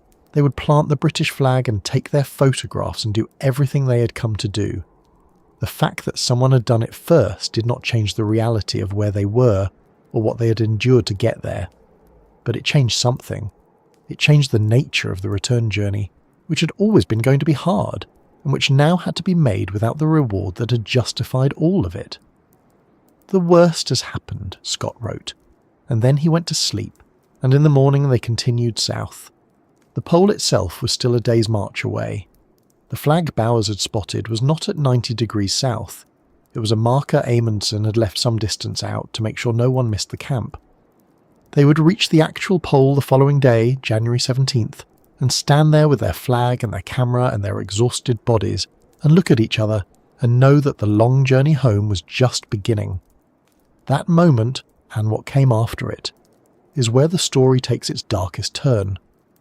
They reached the South Pole on January 17th, 1912. All 5 of them, Scott, Wilson, Oates, Bowers and Evans, pulling their sledge across the last flat miles of the polar plateau, arriving at the bottom of the world on a grey Antarctic summer day, with the sun circling overhead and the temperature somewhere around -20 degrees Celsius, and the wind low but persistent, as it almost always was up there. There was nothing to see. That is the honest answer to what the South Pole looks like. It is a flat white plain that looks exactly like every other flat white plain they had been walking across for weeks. There is no feature, no crater, no dramatic geography to mark the spot. The pole is a mathematical point on a rotating sphere, and the only way to know you are standing on it is by measurement. Amundsen's team had used careful celestial navigation to confirm their position in December, and they had left markers. Scott's team used their own instruments to verify. They were there, 90 degrees south, the point from which every direction is north, the place that had been a blank space on maps for centuries, that men had dreamed about and theorised about, and in some cases died trying to reach. And here it was, and it looked like everywhere else they had been for the past 2 months. Amundsen's tent was still standing. He had named it Polheim, which means something like home at the pole, and he had left it there deliberately knowing it might be found. It was a small tent, well made, the kind of shelter that reflected everything about how Amundsen had approached the whole endeavour. Practical, efficient, nothing wasted. Inside the tent there were some discarded equipment items, a sextant, few small things left behind, and there was a letter. It was addressed to King Haakon VII of Norway, and it was accompanied by a note to Scott, asking him, if he reached the pole, to forward the letter to the king. It was a strange and slightly uncomfortable thing to be asked. Amundsen was ensuring that even if something happened to him on the return journey, the news of his achievement would reach the world. He was using Scott as a kind of insurance policy. Scott agreed to do it, and the letter was eventually delivered. There are photographs from that day. They are some of the most famous photographs in the history of exploration, and also some of the saddest. 5 men standing in front of a Union Jack planted in the snow, with Amundsen's tent visible nearby. They are bundled in their cold weather gear, fur-lined hoods, goggles pushed up, faces weathered and gaunt and frostbitten. They are not smiling exactly. Some of them are looking directly at the camera with expressions that are hard to read at this distance. Exhaustion, certainly. Disappointment, probably. Something more complicated underneath. Bowers rigged a string to the camera shutter so they could all be in the frame together. He was meticulous about things like that, even then, even there. Scott's diary entry for January 17th is one of the most quoted pieces of polar writing ever produced, and it deserves to be. He wrote, "Great God, this is an awful place, and terrible enough for us to have laboured to it without the reward of priority. The entry is not melodramatic. It is not self-pitying in a way that feels indulgent. It is just honest. The place was awful.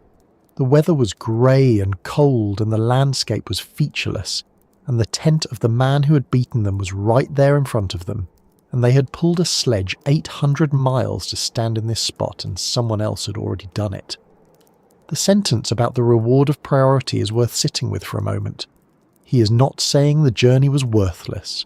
He is saying that the thing that would have made it feel worth it, the distinction of being first, was gone, and he knew what that meant for everything that came next. They spent a little time at the pole. They took their measurements, confirmed their position, planted their flag, took their photographs. They ate their rations. They looked at Amundsen's tent and the tracks left by his dogs, and the evidence of a camp that had been occupied by men who were already far ahead of them on the way home. Then they turned around and began walking north. The return journey was approximately 800 miles. They had enough food and fuel, in theory, to make it, provided they maintained a reasonable daily pace, found their depots intact, and did not encounter weather significantly worse than average. These were not unreasonable assumptions. They had planned carefully. The depots were laid. The distances were known. Men had made long Antarctic journeys before and survived them. There was no particular reason, standing at the pole on January 17th, to believe with certainty that they would not make it back. but several things were already working against them, and some of them had been working against them for weeks without fully showing their hand yet. Edgar Evans was the most visible problem. He had been declining since before they reached the pole, and the decline continued on the return. His hand injury, the cut that had not healed, was getting worse, and there was something else wrong with him that was harder to name. He seemed confused at times. He was slower than he had been. He had always been the group's physical anchor, the strongest man among them, the one they relied on when a sledge needed to be hauled out of a crevice or a tent needed to be pitched in a high wind, and now that anchor was coming loose.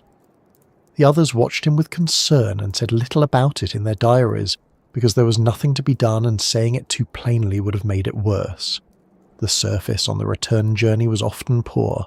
The polar plateau heading north toward the Beardmore Glacier gave them difficult snow, soft and deep in places, hard and slippery in others. On a good surface, a man-hauling team could cover 15 miles in a day. On a bad surface, 12 or 13 miles cost twice the energy. Every mile they fell short of their daily target was a mile added to the next day's effort. A slightly smaller margin in the fuel and food calculations, a slightly higher cost in calories they could not replace. The temperature was also wrong. Not catastrophically wrong, not immediately dangerous, but consistently colder than it should have been for the time of year. The Antarctic summer of 1911 to 1912 turned out to be an unusually cold one, and this has been confirmed by later analysis of weather records from the period. The instruments at Cape Evans recorded temperatures, and researchers decades later compared those readings to long-term averages, and found that the March temperatures in particular were well below normal, in some cases 15 or 20 degrees Fahrenheit, below what would typically be expected. Scott and his men did not know this.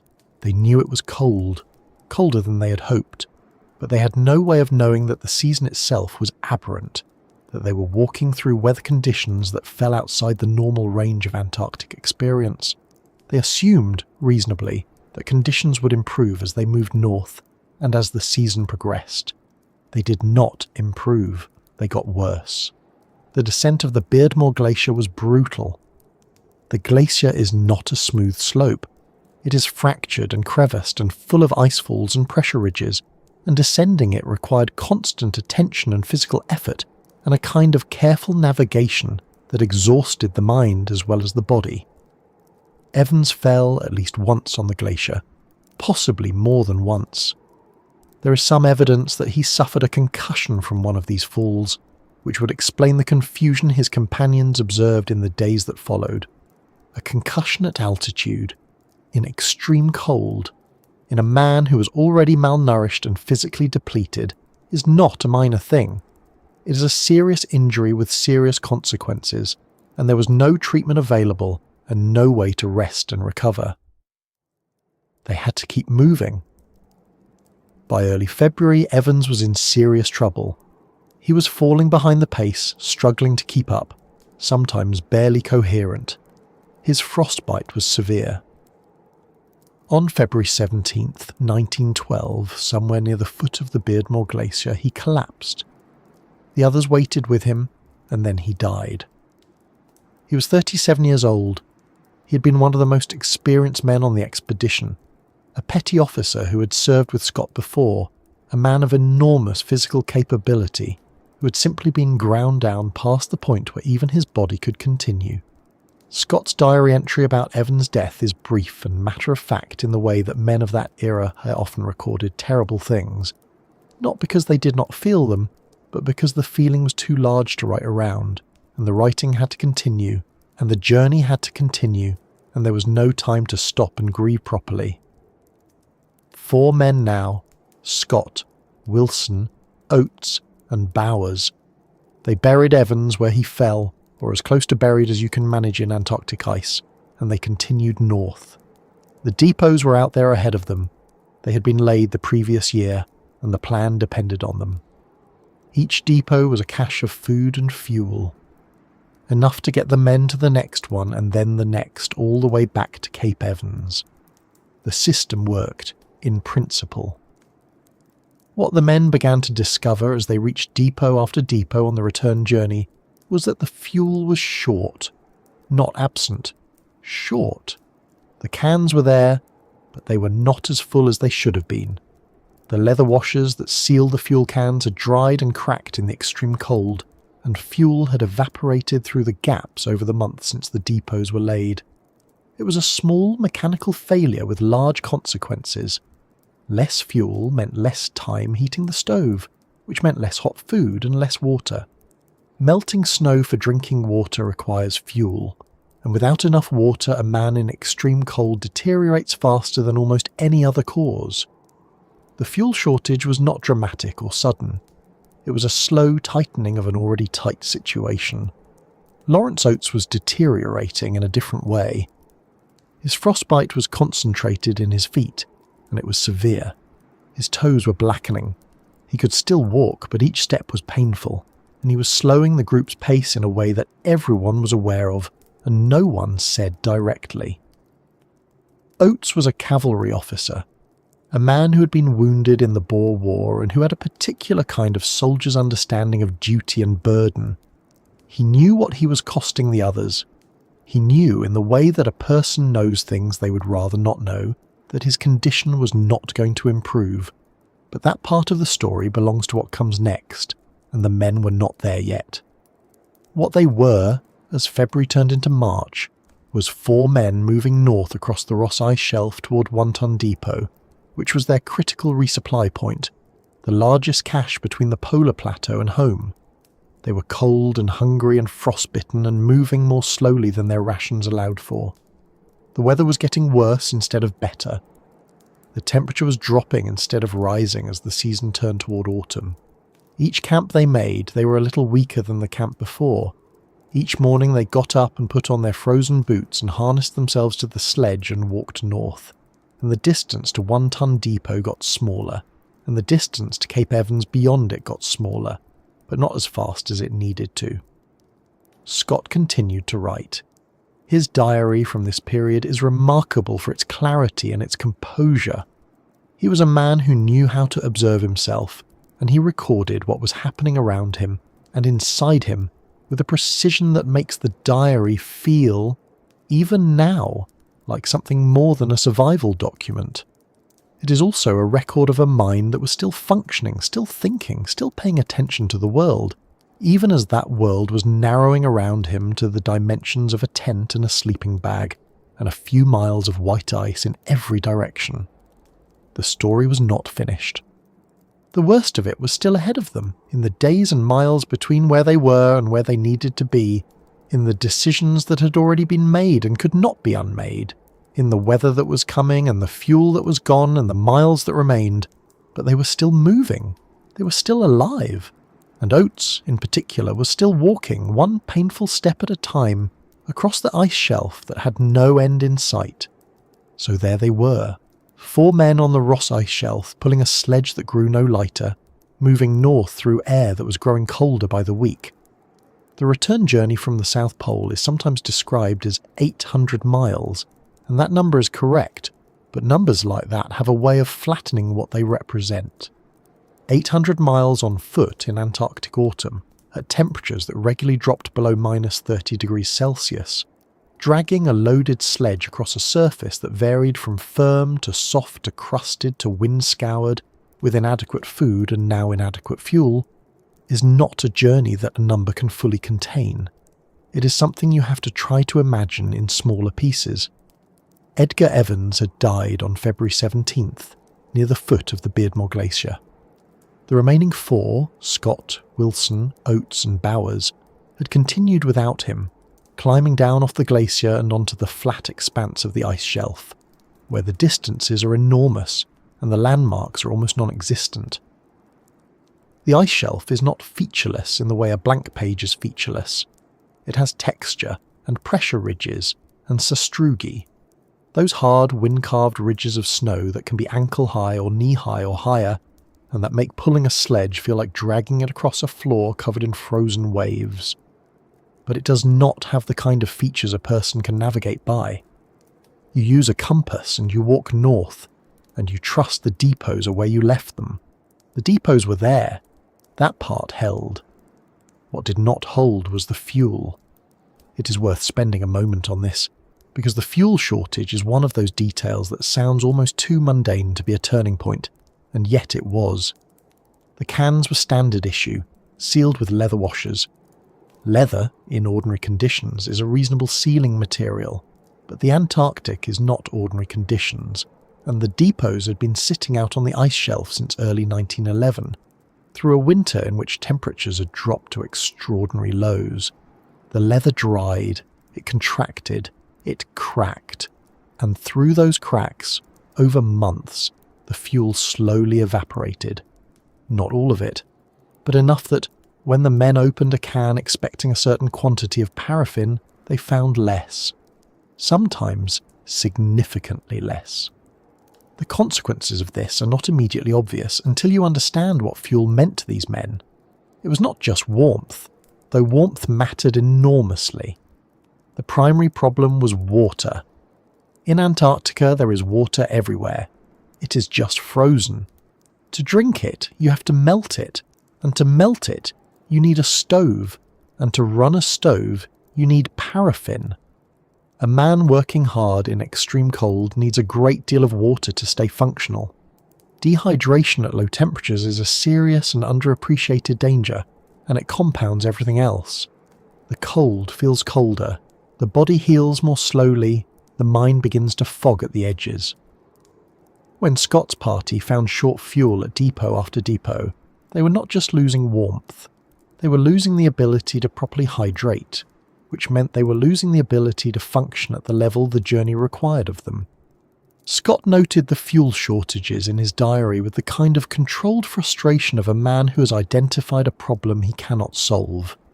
There was nothing to be done about it. The leather washers were already cracked, the fuel already gone, the depot already visited and already behind them. You note it, you calculate what you have left, you adjust your cooking time and your rations, and you walk on. That was the only option. The weather in March 1912 was, by later analysis, significantly colder than normal for that time of year. This is not a small detail or a convenient excuse. Meteorological records from the period, studied by researchers decades later, confirmed that the temperatures the party experienced in March were well below the seasonal average, in some cases by as much as 10 degrees Celsius below what would have been typical. For men already at the edge of what the human body can tolerate, 10 degrees is not a minor variation. It is the difference between a margin and no margin at all. The wind chill made it worse. The combination of low temperature and persistent wind can drive the effective temperature down far beyond what the thermometer reads, and the men were not sheltered from the wind.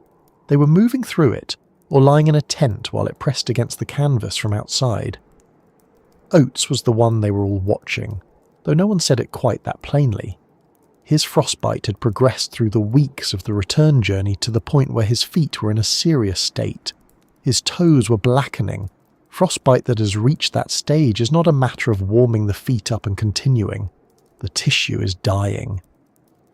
The pain during the periods when blood flow partially returns can be severe, and Oates was walking on feet in that condition every single day, across terrain that was uneven and demanding, in boots that froze solid overnight and had to be forced back on each morning. He had reportedly needed help getting his boots on in the final weeks, which gives you some sense of what his mornings looked like. He was slowing the group. He knew it. The others knew it. There was no good way to talk about it, and so it was mostly not talked about directly. But Oates was a practical man with a soldier's clear-eyed understanding of situations, and he had been thinking about what his presence was costing the others, and what, if anything, he could do about it. He asked Wilson, at some point during the stretch of the journey, whether he had any real chance of making it back. Wilson was the expedition's doctor as well as its chief scientist, and he was also one of the most honest and gentle men Scott had ever known. He told Oates that he did not know. That was the truthful answer, and Oates would have recognised it as such. The conversation about walking out into the snow had started before it happened. Oates had mentioned it.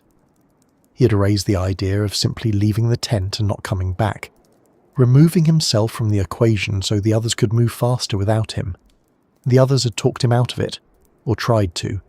Wilson, Scott, Bowers, they were not going to encourage a man to walk to his death, even if the mathematics of survival seemed to suggest it might help.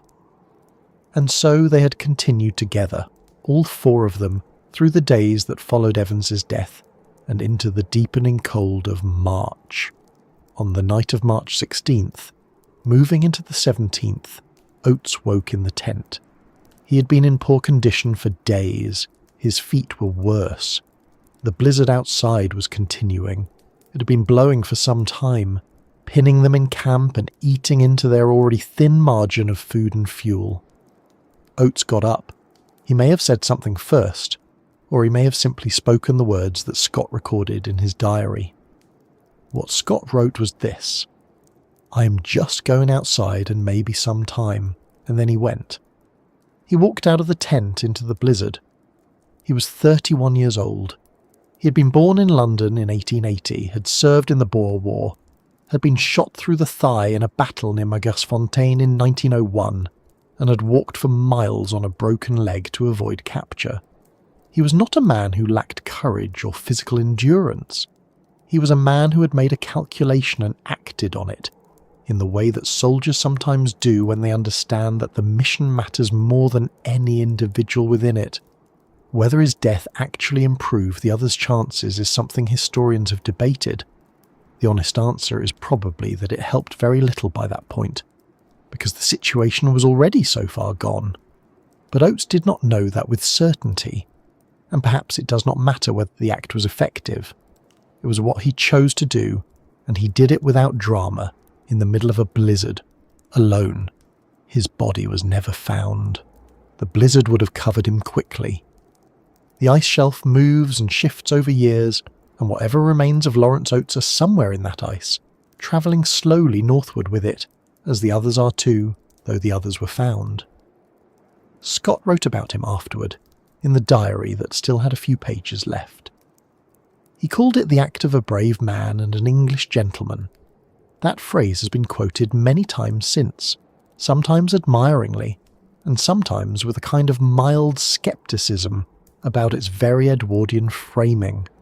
But it is worth reading it as Scott meant it, which was as the highest compliment he knew how to give.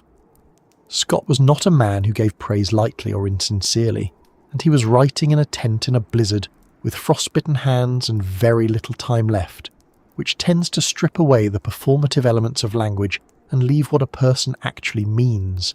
3 men now: Scott, Wilson, Bowers. They were at this point approximately 11 miles south of Wantun Depot, 11 miles. It is not a large distance in any ordinary context. A person can walk 11 miles in a few hours on a pleasant day.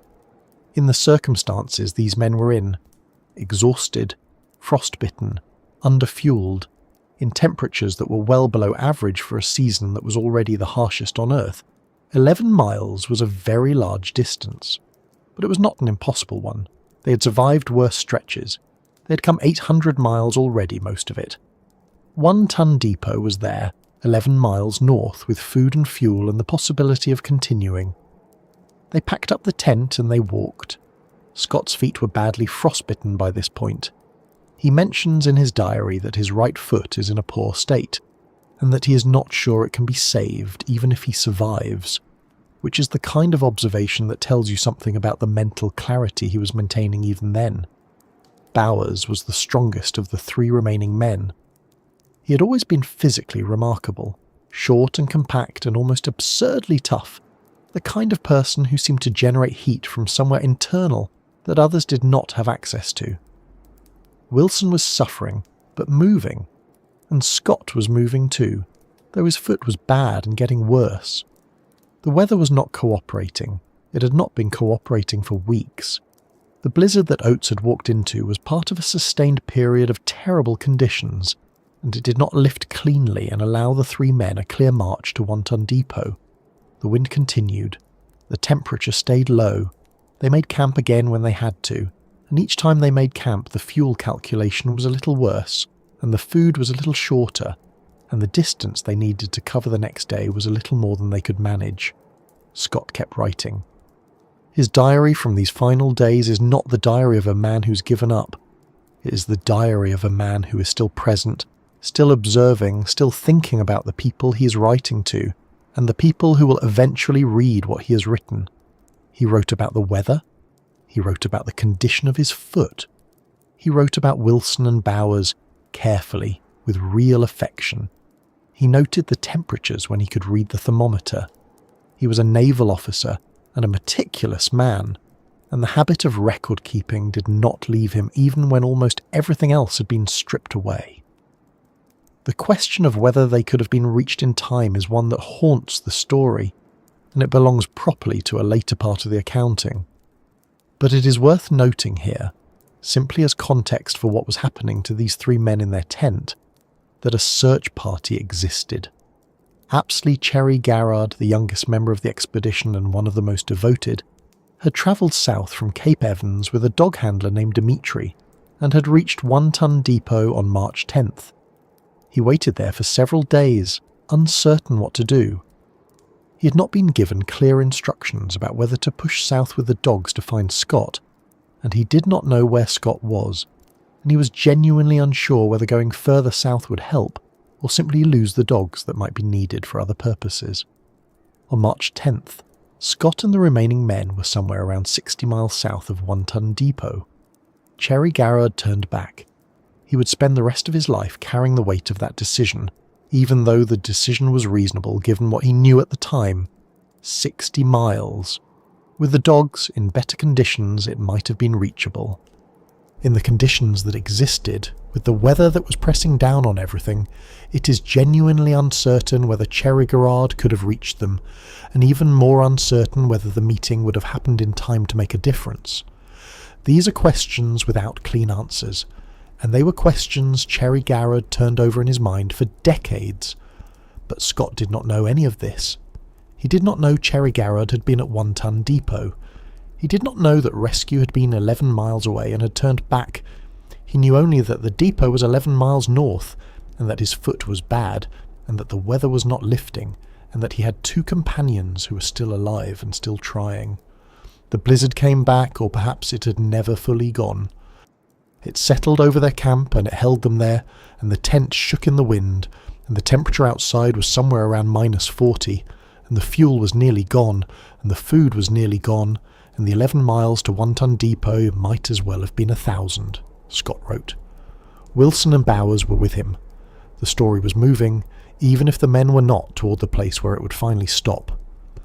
Lawrence Oates had known for some time that he was dying, not in the abstract way that all of them knew, somewhere beneath the daily effort of moving and eating and maintaining the discipline of forward motion, but in the specific, physical, unavoidable way that comes when your body begins to fail in ways you can see and feel and measure. His feet had been a problem since the polar plateau. Frostbite had taken hold of his toes, and by the time the party was on the return journey, the damage was severe. His toes were blackening. The tissue was dead or dying, and there was nothing to be done about it in the field, and everyone knew it. He had said very little about it in the early stages. Oates was not the kind of man who complained. He had been a cavalry officer, a soldier, someone trained in the particular culture of physical stoicism that the British Army of that era cultivated almost as a point of pride. He had managed the ponies on the outward journey with genuine competence and care, even as the animals deteriorated one by one. He had watched them shot. He had kept going. He was by most accounts a steady and practical presence, not given to drama or sentiment, and he applied that same steadiness to his own decline for as long as he could. But the frostbite was progressing. Each day of marching made it worse because frostbitten tissue does not recover when it is being repeatedly stressed and refrozen, and there was no way to rest it, no way to warm it adequately, no way to stop the slow destruction that was working its way through his feet. By the time Oates was walking the final miles of the return journey, he was in serious pain. The others could see it in how he moved. He had slowed considerably, and in the brutal arithmetic of polar travel, A man who slows the group by even a small amount each day creates a compounding problem. Extra hours of marching means more fuel burned, more food consumed, more time exposed to conditions that are already at the edge of survivable. He asked Edward Wilson about his chances. It was a direct question, and Wilson, who was a doctor as well as a scientist and Scott's oldest friend on the expedition, answered it as honestly as he could. He told Oates that he did not know, which was true. But both men understood what the honest answer implied.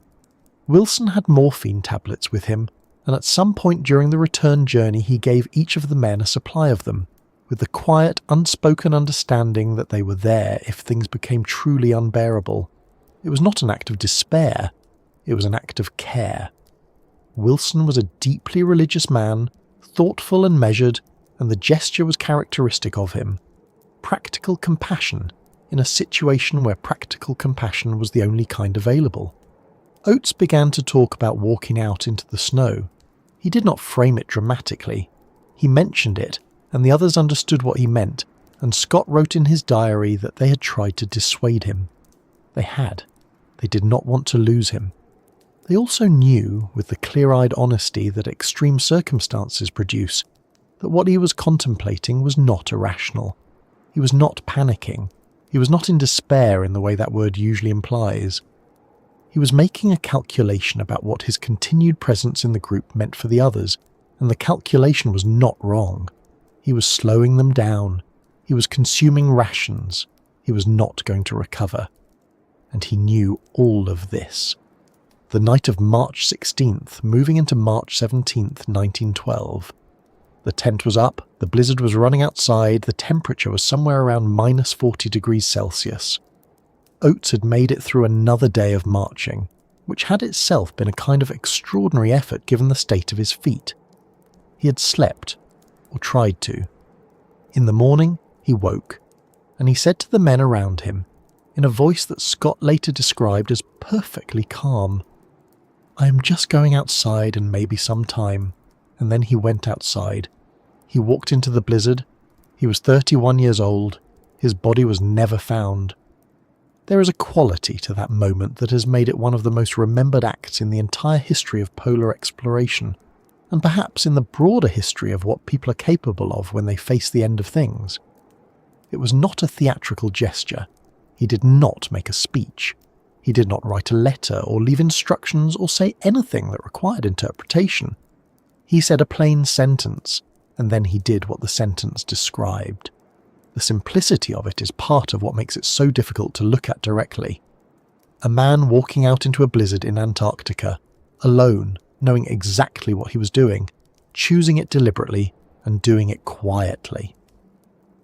The British press would later frame it in the language of heroic sacrifice, and there is truth in that framing, but there is also something in it that resists that kind of packaging. It was a human act, not a symbolic one.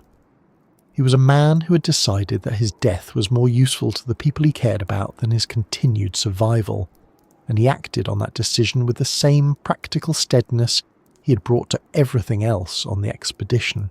Scott wrote about him afterward with genuine feeling, and the phrase he used has been quoted many times since.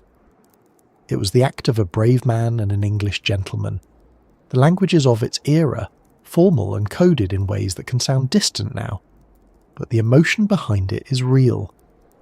Scott had watched a man he respected walk out into a blizzard to die so that the rest of them might have a slightly better chance, and he was trying to find words for that, and the words available to him in 1912 were the words of his culture and his class, and he used them carefully. What Oates hoped to give the others by walking out was time and resources. A few more days of rations divided 3 ways instead of 4, a slightly faster pace without him. The possibility, however slim, that Scott, Wilson and Bowers might reach 1-ton depot before the weather, or their own bodies stopped them entirely. Whether his sacrifice actually changed anything in practical terms is something that cannot be known with certainty. The 3 men who remained were in serious trouble of their own. Scott's right foot was badly frostbitten. He mentions it repeatedly in the diary entries from this period. noting at one point that he fears amputation will be necessary if he survives, which is the kind of comment that reveals how clearly he was still thinking, even as his body was failing. Wilson was suffering from snow blindness and the accumulated exhaustion of months of extreme physical effort. Bowers was the strongest of the three, but strength is a relative term in conditions like these, and even Bowers was running low on whatever reserves had kept him going. They packed up and they marched. The day after Oates walked out, they covered some miles. The diary does not record exactly how many. The wind was bad. The surface was soft in places and hard in others, neither of which was particularly helpful for men in their condition. One Ton Depot was still approximately 11 miles away, and 11 miles in those conditions with frostbitten feet and depleted fuel and rations that were now measured in very small amounts was a distance that kept not closing the way it should. It is worth pausing for a moment on what 11 miles actually represented at this point in the journey. These were men who had walked hundreds of miles across the Antarctic plateau.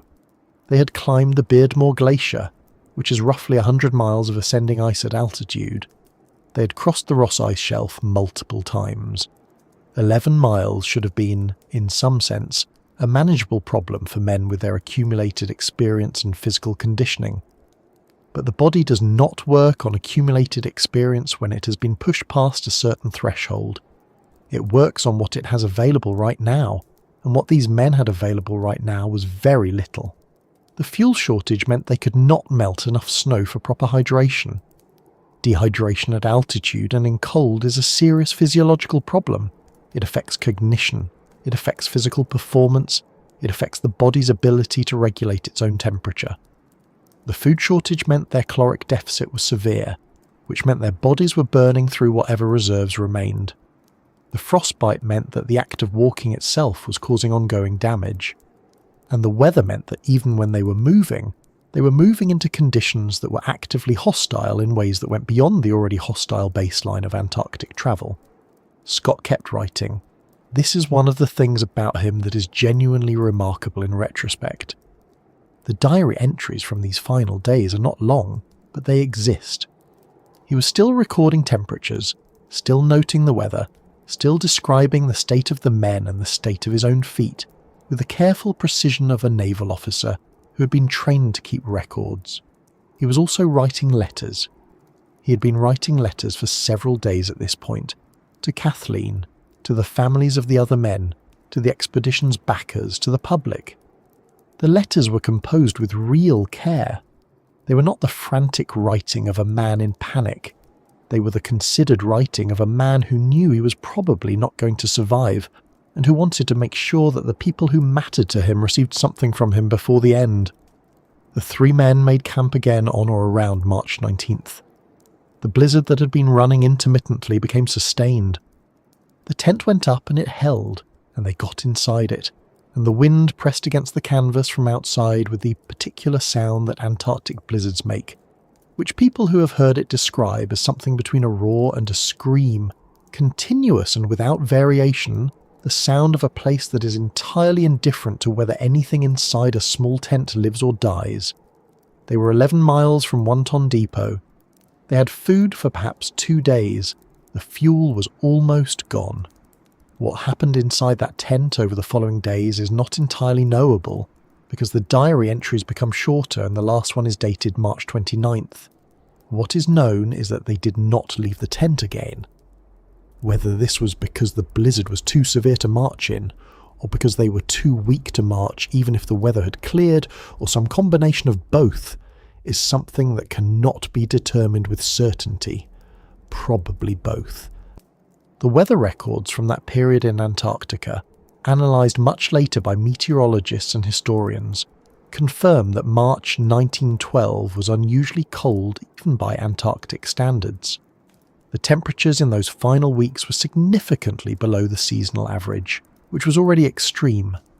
This was not a matter of bad luck in the casual sense. It was a genuine climatic anomaly that compounded an already desperate situation, Scott wrote. He wrote to Kathleen about their son Peter, who had been born in September 1909 and was now 2.5 years old and had never known his father in any meaningful way. He asked her to make sure Peter grew up to have good values, to be interested in natural things, to not spend too much time indoors. He wrote about Wilson with warmth and specificity, describing him as the best friend he had ever had. He wrote to the public in a letter that was clearly intended to be read widely, explaining what had happened and asking that the men not be blamed for the outcome, that the conditions had been exceptional, that they had done everything they could. He was not making excuses. He was, in the careful language available to him, trying to protect the reputations of the people who had followed him into this. His final diary entry is dated March 29th, 1912. It is not long. He wrote that the blizzard was still running, that they were still in the tent, that he did not think he could write more. The exact phrasing is, "It seems a pity, but I do not think I can write more." And then the diary ends, not with a dramatic statement, not with a final declaration or a summary of what it all meant. Just a sentence that trails off into the white silence, a man setting down his pen because he no longer had the strength to hold it. The 3 men died in their sleeping bags, probably within a day or 2 of that final entry. The cold would have taken them gradually, in very low temperatures, with no fuel to generate heat and no food to sustain the body's own furnace. The end comes as a kind of deepening stillness. The body slows, consciousness becomes intermittent, and then it stops. It is not the worst way to die, in the purely physical sense. It is quiet, but the context of it, the 11 miles, the depot with its food and fuel sitting there waiting, the letters to people who are going to receive them months later and read them in the warmth of English rooms, that context is what makes it so hard to sit with. Oates was gone. Evans had died weeks before on the Beardmore. And now Scott, Wilson and Bowers lay in their tent in the Antarctic autumn, the blizzard running over them, the ice moving imperceptibly beneath them, the pole 800 miles to the south where the Norwegian flag was still standing in the camp Amundsen had named Polheim. The story was not over, though. In one sense, the most important part of it was only beginning. Because what these men had left behind, the diaries, the letters, the 35 pounds of geological samples they had somehow continued to carry all the way from the Beardmore, was still there, waiting in the cold for someone to come and find it. And someone would. The tent stood in the Antarctic autumn for the better part of 8 months. No one came.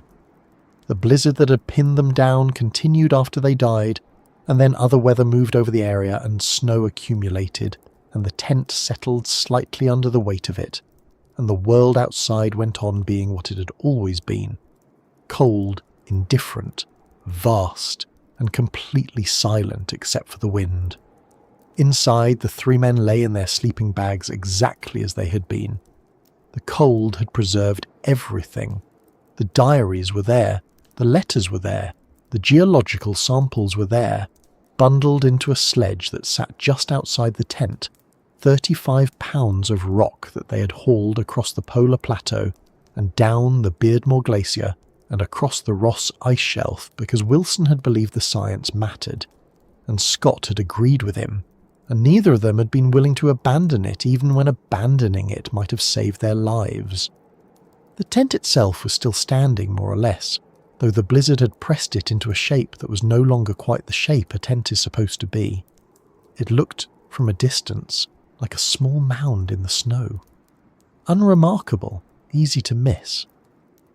But the men back at Cape Evans knew or suspected roughly where the tent would be.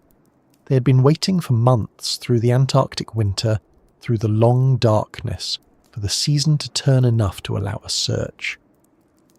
The man who led the search party was Edward Atkinson, the expedition surgeon, who had taken over leadership of the shore party after the polar team departed. He had spent the winter managing the remaining men, keeping the base running, making decisions about what could and could not be done with the resources available. He was not a dramatic figure. He was steady and careful, and not given to grand statements, which was probably exactly what the situation required. On November 12th, 1912, Atkinson's search party found the tent. They had been moving south along the route they expected the returning party to have taken, and they came upon the mound in the snow that was not quite the right shape for a natural feature, and they understood immediately what they were looking at. They cleared the snow from the entrance and opened it. The 3 men were inside, arranged as they had died. Scott in the middle, his arm extended toward Wilson, and Bowers on either side. The sleeping bags had frozen solid around them. Scott's diary was in his hand or very close to it. The letters were bundled carefully and protected. The rock samples were outside on the sledge, still secured, still exactly where they had been left. Atkinson's party read the letters and the final diary entries there, in the cold beside the tent. This must have been an extraordinary thing to experience, to stand in the Antarctic spring, in the silence, reading words that had been written 8 months earlier by men who had known they were dying, words that were calm and deliberate and addressed to specific people in specific terms. The letters to Kathleen Scott, to Oriana Wilson, to Emily Bowers, the open letter to the public, the letter asking that the expedition's backers be thanked and that the families of the men be supported. Scott had written all of these knowing that his own body would be found alongside them, that the letters would be read in this exact context by people who had come looking for him and found him dead. He had written them anyway, with care, because the alternative was to leave nothing. The search party did not attempt to carry the bodies back to Cape Evans.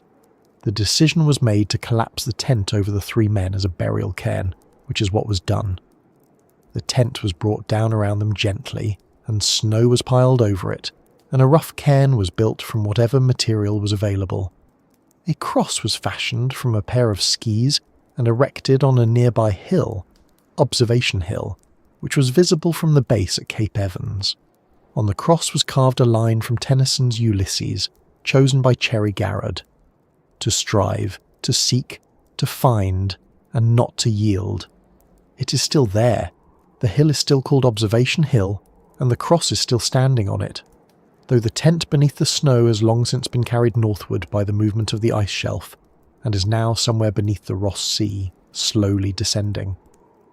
Atkinson's party also found nearby the snow grave of Lawrence Oates, or rather the location where he had walked out into the blizzard on March 16th. They erected a cairn there too, with a note inside explaining what had happened and who lay there. His body was never recovered.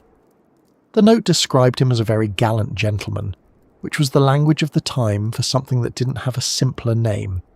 The geological samples were brought back, all 35 pounds of them, hauled from the tent site back to Cape Evans and eventually back to Britain.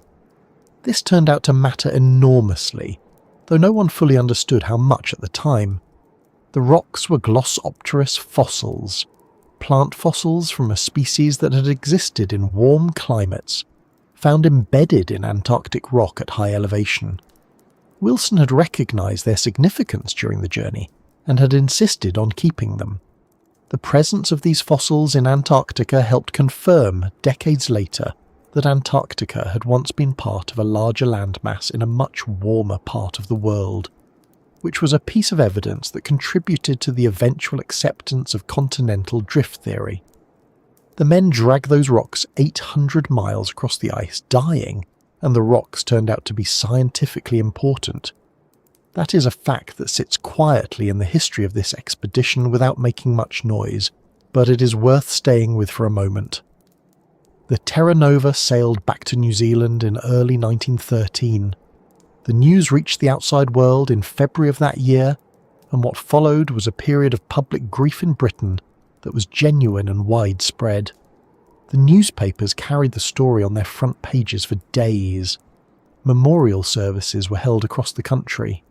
Scott was elevated immediately to the status of national hero, which is a complicated thing to say because the elevation was real and the grief was real, but the story being told about him was already being simplified in ways that would cause problems later.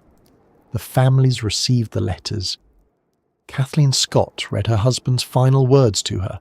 He had written about their son, about his hopes for Peter, about his love for her, about the cold and the silence and the tent and the 11 miles. She was not a woman given to public collapse. She had been a sculptor before she married Scott, a woman who had lived independently in Paris and knew artists and thinkers, and had her own considerable life. She received the news while she was on a ship travelling to meet the Terra Nova before it had docked, and by most accounts she absorbed it with a composure that other people found remarkable and slightly unsettling. She later described her own grief in terms that suggested she'd decided, at some level, not to let it destroy her, which is not the same as not feeling it. Oriana Wilson, Edward Wilson's wife, received the letter her husband had written from the tent. He had written to her about their faith, about the life they had shared, about his certainty that whatever came next was not nothing. He was a deeply religious man, Wilson, and his faith had been genuine and consistent throughout the expedition. His letter to Oriana reflected that it was not a desperate grasping at comfort, but a calm statement of what he believed, written in the same careful hand he used for his scientific notes and his watercolours of Antarctic birds. Emily Bowers received a letter from Scott about her son Henry, whom everyone called Birdie. Scott wrote that Bowers had been magnificent throughout, that he had been the strongest and the most cheerful and the most capable of all of them, which was probably true and which was also exactly what a mother needed to hear. Bowers himself had written to her as well, from the tent, in the final days. He was 28 years old. The government granted pensions to the families. There were public subscriptions, donations, fundraising efforts. The men were given posthumous promotions. Scott was promoted to captain, which he already was, and then to rear admiral. Oates was remembered in his regiment. Evans's family received support. The machinery of official grief moved through its processes, and the men became monuments before they had fully been allowed to be people. What is interesting, looking back at the letters Scott wrote from that tent, is what is not in them. There is no bitterness toward Amundsen, not a word of it. Scott had arrived at the pole to find the Norwegian flag and the abandoned camp, and the letter asking him to forward a message to the King of Norway, and he had been devastated, and he had written in his diary that the worst had happened, and then he had walked 800 miles back across the ice and died 11 miles from a supply depot. And in his final letters he did not blame the Norwegian. He wrote about the conditions. He wrote about the weather. He wrote that he hoped people would understand that the outcome was not the result of poor planning or poor execution, that the circumstances had been genuinely exceptional. But he did not write about Amundsen with resentment. Whether this was genuine equanimity or a deliberate choice not to diminish himself with bitterness, it is impossible to say. Maybe both. Scott was a complicated man, and his final letters are the most complicated thing he left behind because they are simultaneously very human and very carefully constructed, and the line between those two things is not always clear. The diaries were published. They were published relatively quickly, edited by Leonard Huxley and released in 1913 under the title Scott's Last Expedition. They became an immediate and significant piece of English literature, not because they were written with literary ambition, which they weren't, but because they were written with honesty and precision by a man who was dying and knew it and kept writing anyway. The passage about Oates walking out into the blizzard, the final entry trailing off into silence. These became some of the most widely quoted passages in the literature of exploration, read in schools, cited in speeches, referenced in discussions of courage and endurance and what it means to behave well under impossible conditions. The cross on Observation Hill was left standing. The search party had put it there in November 1912, and it remained through the following decades as the base at Cape Evans was occasionally revisited, studied, preserved. The hut itself still stands at Cape Evans. It has been preserved by the Antarctic Heritage Trust, and the interior is more or less as it was when the men lived in it. Tins of food on the shelves, equipment hanging on the walls, the smell of a century of cold and wood, and the particular atmosphere of a place that was once full of people and is now full of their absence.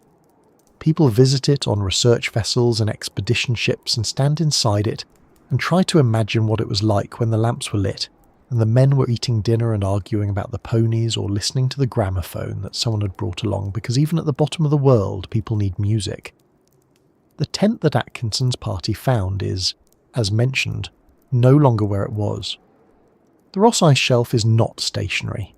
It moves, very slowly, northward toward the sea, carrying everything frozen into it. The bodies of Scott, Wilson and Bowers have been moving for over 100 years, carried by the ice at a rate of roughly 750 feet per year. They are somewhere beneath the surface of the ice shelf now, deeper than they were, further north than they were, moving toward the point where the ice shelf meets the ocean and begins to carve into icebergs. The calculations suggest they will eventually reach the sea, probably sometime in the next few centuries, and at that point the ice containing them will break away and melt, and whatever remains of them will settle into the Ross Sea. There is something in this that is either peaceful or melancholy, depending on how you think about it. They are still in Antarctica. They have never left. They are simply moving through it at the pace the ice allows.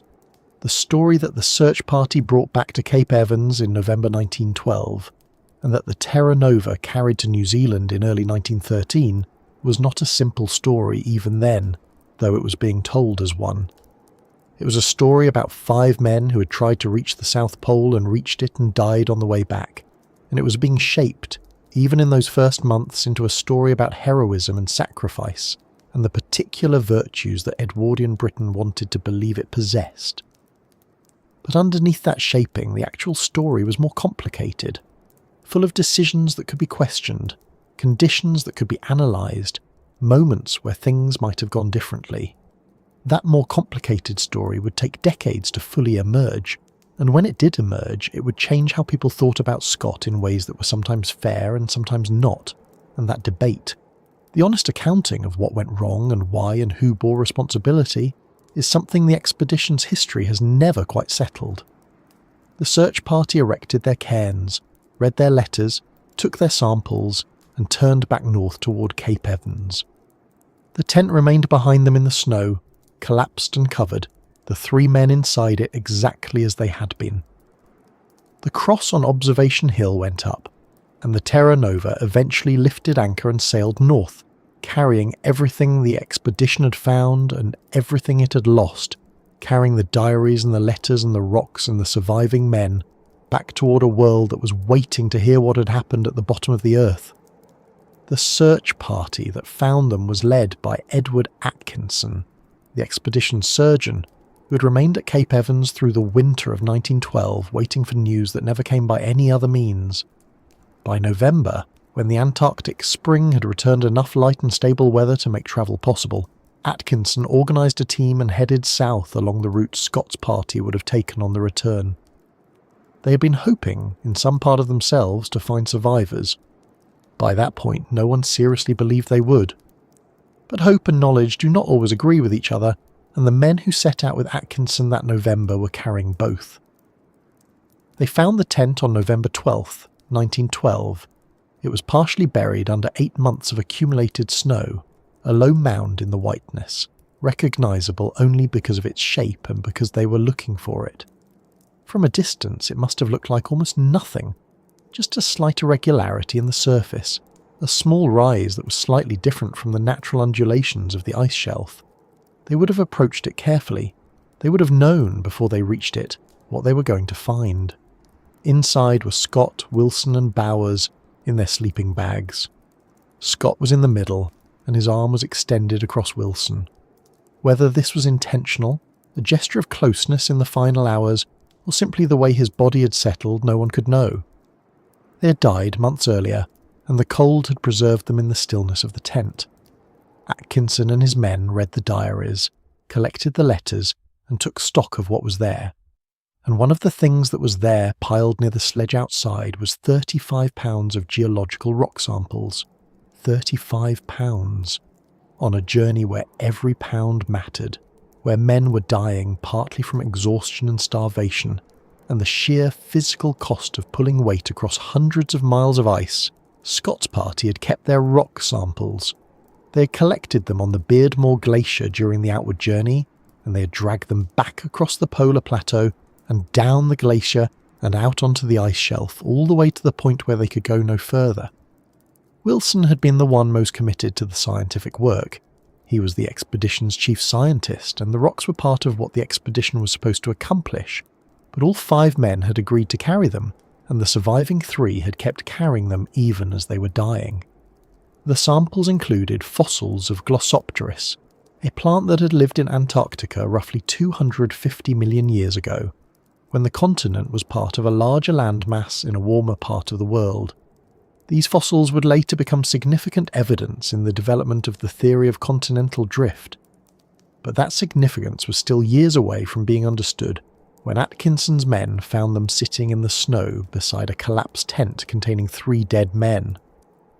At that moment they were simply rocks, heavy, cold, and somehow more moving than almost anything else at the scene. The party collapsed the tent over the bodies rather than attempting to move them. The ice was too hard to dig a proper grave, and moving the men over any distance would have been enormously difficult, and there was something appropriate, maybe, about leaving them where they had stopped.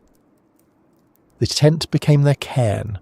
Atkinson's men built a larger snow cairn over it, and then they erected a cross on a nearby pressure ridge, a simple wooden cross with a line from Tennyson's poem Ulysses inscribed on it: to strive, to seek, to find, and not to yield.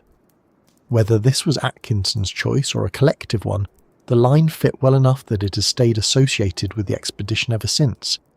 It is the kind of phrase that can mean several different things depending on your mood, which is probably why it has lasted. The search party turned back north. They had found what they came to find, which was the worst outcome and the only honest one available. They returned to Cape Evans, and the Terra Nova eventually came to collect the surviving expedition members, and in early February 1913, the ship reached Oamaru on the South Island of New Zealand, and the news was sent by telegraph to the rest of the world. Britain's reaction was immediate and enormous. Memorial services were held across the country, at St Paul's Cathedral in London, at churches in the men's hometowns, at naval establishments and public schools and civic halls. King George V attended a service at St Paul's. The newspapers ran lengthy tributes. Scott was promoted posthumously to the rank of captain, and then almost immediately elevated further in the public imagination to something beyond rank, a figure of national significance, a symbol of something the country wanted to believe about itself. The coverage was not restrained. These were the newspapers of the Edwardian era, which had been following polar exploration with the same intensity a later generation would follow space missions, and the loss of Scott's party hit with a force that was partly genuine grief and partly the collapse of a very large collective expectation. People had been waiting to celebrate a British victory at the South Pole. What they got instead required a different kind of response, and the response they settled on was to make the defeat into a different kind of triumph. A moral triumph, a demonstration of character under impossible conditions, proof that the men who had gone were the right kind of men even if the outcome was wrong. The families of the dead received pensions from the government. Kathleen Scott, who had been travelling in New Zealand when the news arrived and who learned of her husband's death from a ship's officer while at sea, received a widow's pension and was later created Lady Scott in recognition of her husband's service. She was a sculptor of real ability. She'd studied in Paris under Rodin, and she made a bronze statue of her husband that stands today outside the Scott Polar Research Institute in Cambridge. She was not, by most accounts, a woman easily broken by grief, and the public image of her dignified composure in the weeks after the news became part of the larger story the country was constructing around the expedition. Oriana Wilson, Edward Wilson's wife, was similarly composed in public, and Emily Bowers, Henry Bowers' mother, received the news of her son's death with the kind of stillness that people at the time described as remarkable. Whether any of these women were actually as composed as they appeared, or whether they were simply performing the composure that was expected of them, is something the historical record cannot fully answer. Apsley Cherry Garrard, the youngest member of the expedition, survived. He had been at One Ton Depot in early March 1912 with the dog handler Dmitry Gerov, waiting, uncertain whether to push further south or hold his position. He had no orders to go beyond the depot, and the dogs were in poor condition, and he did not know that Scott was 60 miles away and dying. He turned back. He spent the rest of his life carrying that decision, wondering whether going south would have made a difference, writing and rewriting the question in his mind across decades. He eventually wrote his account of the expedition, published in 1922 under the title The Worst Journey in the World, and it remains one of the finest books ever written about Antarctica, meticulous, honest, and shadowed throughout by the awareness of what he had survived and what he had not been able to prevent. He lived until 1959, long enough to see Scott's reputation rise and begin to be questioned, and he never entirely resolved his feelings about any of it. The rock samples that Atkinson's party brought back were eventually studied by geologists and found to contain the Glossopteris fossils that Wilson had suspected might be there. Glossopteris was a seed fern that grew across what is now South America, Africa, India, Australia, and Antarctica during the Permian period, and its presence across all those land masses, in rocks of similar age, was one of the pieces of evidence that Alfred Wegener used in developing his theory of continental drift. The idea that these continents had once been joined in a single supercontinent, Gondwana, and had drifted apart over hundreds of millions of years. Wegener's theory was largely dismissed during his lifetime, but was vindicated in the 1950s and 1960s with the development of plate tectonics. The fossils from the Beardmore Glacier, dragged across the ice by dying men, are now in the Natural History Museum in London. They are small, brown, and not particularly dramatic to look at, but they are part of how we understand the shape of the planet. The question of whether Scott was a hero or a failure, or both, or something more complicated than either word can hold, was not one that the immediate public reaction was willing to sit with.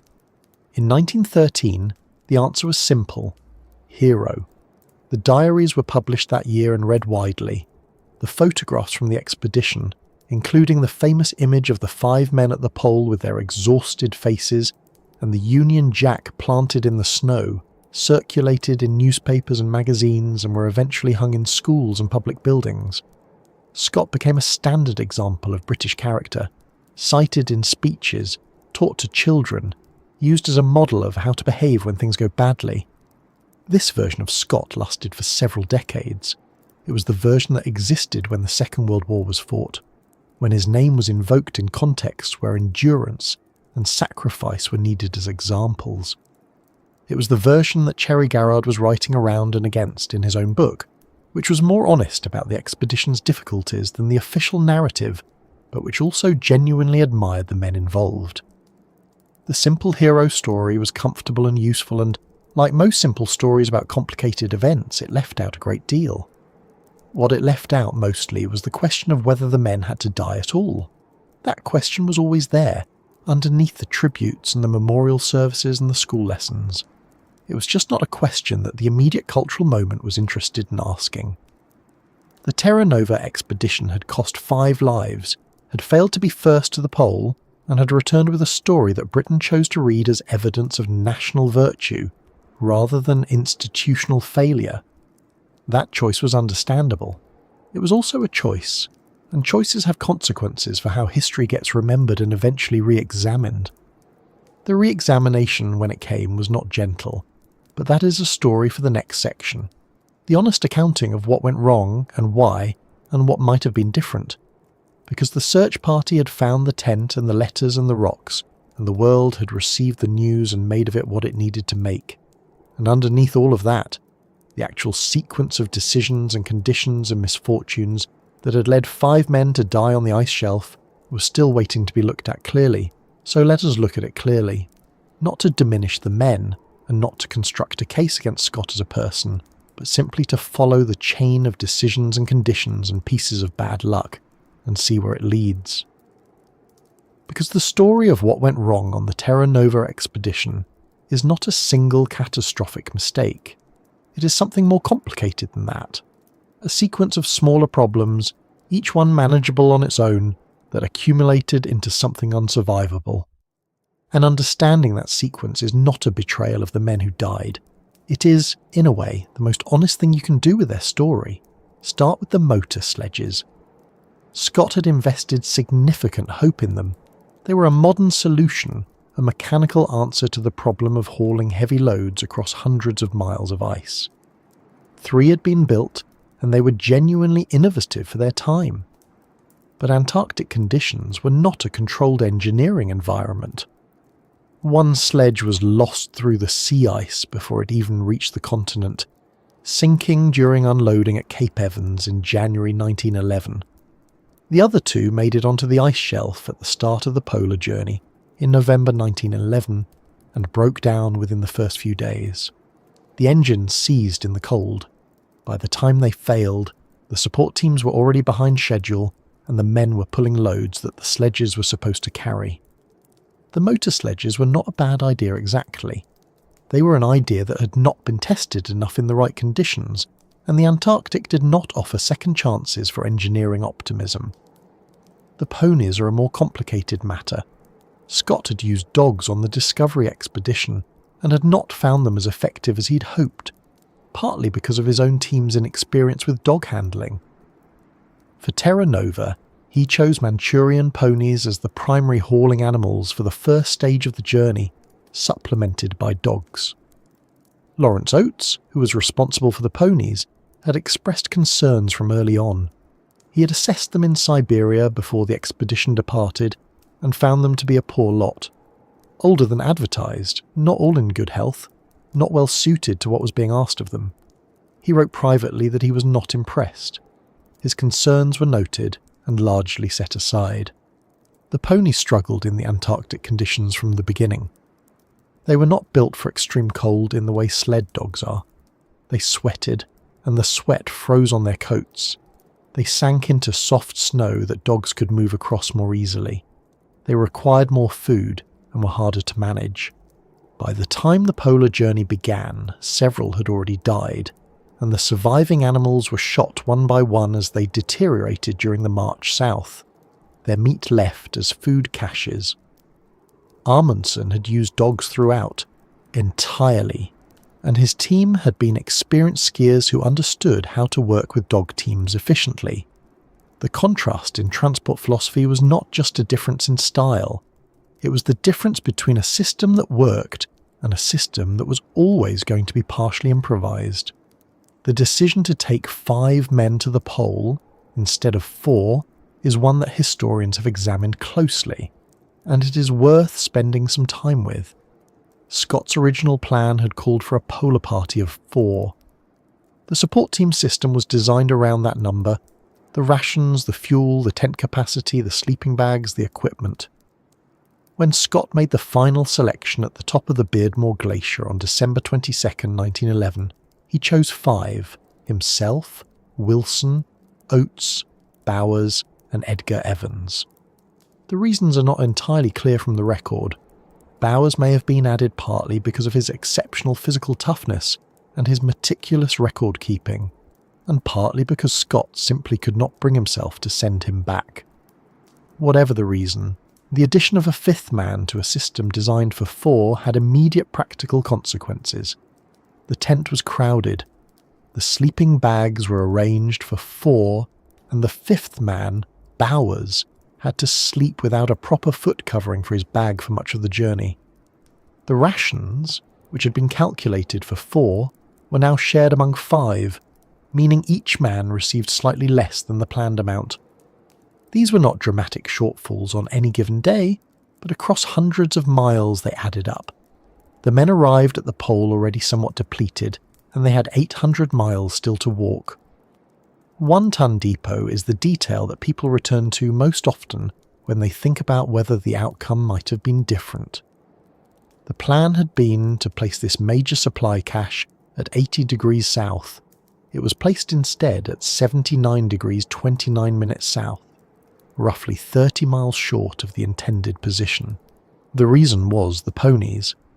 During the depot laying journey in February 1911, The ponies were struggling badly, and Scott made the decision not to push them further.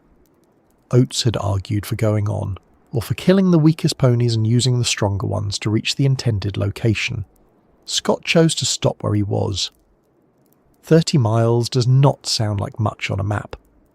But in March 1912, when 3 exhausted, frostbitten men were trying to reach that depot from 11 miles away, and a blizzard was holding them in their tent, 30 miles was the difference between a cache that was reachable and a cache that was not.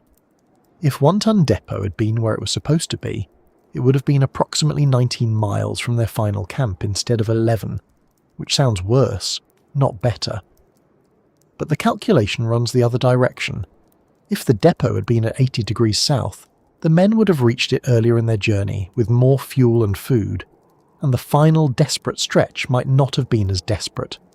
The depot position did not kill them on its own, but it was a link in the chain. The fuel leakage is one of the quieter disasters of the return journey, and it is worth understanding what actually happened. The supply depots along the route contained tins of paraffin oil, fuel for the primus stoves that the men used to melt snow for water and to cook their food. When the returning party reached these depots, they found the tins lighter than expected. The fuel had evaporated through the leather washers used to seal the lids. In the extreme cold, the leather had contracted and cracked, and the paraffin had slowly leaked out or evaporated over the months the depots had been sitting on the ice. Less fuel meant the men could not melt enough snow to stay properly hydrated. It meant less warm food. It meant less warmth in the tent at night. Dehydration at high altitude and in extreme cold accelerates the deterioration of the body significantly, and the men were already working at the edge of their physical limits. The fuel loss was not sabotage, and it was not negligence in any simple sense. The leather washers were standard equipment for the period, and nobody had specifically anticipated this failure mode. But it happened, and it cost the men something they could not replace. Then there is the weather. This is perhaps the element of the story that is most important and least often given its full weight. March 1912 on the Ross Ice Shelf was, by the meteorological records from the period, significantly colder than the seasonal average. Temperatures that the men might have expected to be in the range of -20 or -30 degrees Celsius were instead reaching -40 degrees and below. Susan Solomon, an atmospheric scientist who studied the expedition's meteorological records in detail, published an analysis in 2001 that found the temperatures Scott's party encountered in March 1912 were extraordinarily cold even by Antarctic standards, roughly 10 to 20 degrees Fahrenheit below the average for that time of year. This matters enormously. The ration calculations, the fuel estimates, the expected pace of travel, all of these had been worked out based on conditions that were reasonable to anticipate. What the men actually encountered was something outside the expected range. Frostbite sets in faster at -40 than at -20. The body burns more calories simply staying alive. Surfaces that might have been skiable at normal temperatures become harder and slower at extreme cold. The men were not just failing to meet a plan. They were moving through conditions that would have tested even a well-supplied, well-rested team. Apsley Cherry Garrard and the dog handler Dmitry Gerov reached One Ton Depot on March 10th, 1912. They had come south from Cape Evans with the dog teams to meet the returning polar party and help them cover the final stretch. Scott's party was, at that moment, approximately 60 miles to the south. Cherry Garrard waited at the depot for several days. He had no orders to go further south. Scott had specifically not wanted the dogs risked on a relief mission because the dogs were needed for the following season's scientific work. Cherry Garrard had also not been given any instruction about what to do if Scott had not appeared by a certain date. He had brought enough dog food for the journey down and back, and he was running low. He did not know where Scott was. He did not know that Scott was in serious trouble. He turned back on March 13th and returned to Cape Evans. Scott's party was still alive at that point, and they would survive for another 2 weeks, pinned in their tent by the blizzard. The question of whether Cherry Garrard should have pushed south regardless of his orders has been debated for over a century. and it is not a simple question. He had no way of knowing the situation. He was following the instructions he had been given. Going south without dog food enough to return safely would have risked the dogs and potentially himself and Dimitri. And there is a reasonable argument that even if he had reached Scott's position, the men might have been too far gone to save. Cherry Garrard spent the rest of his life not being certain about any of this, which is its own kind of answer. What the honest accounting produces is not a single villain and not a single catastrophic error. It produces a picture of an expedition that was ambitious, underfunded relative to its ambitions, based on transport methods that were less suited to the environment than Amundsen's approach, and then struck by a sequence of compounding misfortunes, some of them the result of decisions that could have gone differently, some of them simply the result of conditions that nobody could have fully predicted or controlled. The motor sledge's failing was bad luck compounded by insufficient testing. The ponies were a genuine strategic error. Taking 5 men to the pole instead of 4 was a decision made in the moment that had measurable consequences. 1 Ton Depot being 30 miles short was a choice Scott made under pressure that turned out to matter enormously. The fuel leakage was a material failure that nobody anticipated. The weather in March 1912 was genuinely exceptional. Cherry Garrard turning back at 1 Ton Depot was a reasonable decision made without the information that would have changed it. Put all of those things together, and you have 5 men who died not because of one mistake, but because of an accumulation of small failures that left no margin for anything else to go wrong. And then several more things went wrong. The Antarctic does not offer margin. It is a place where the difference between survival and death can be measured in miles of depot placement, in ounces of fuel, in degrees of temperature below an average. Scott's expedition was operating at the edge of what was possible with the technology and knowledge of 1912, and it fell just barely over that edge.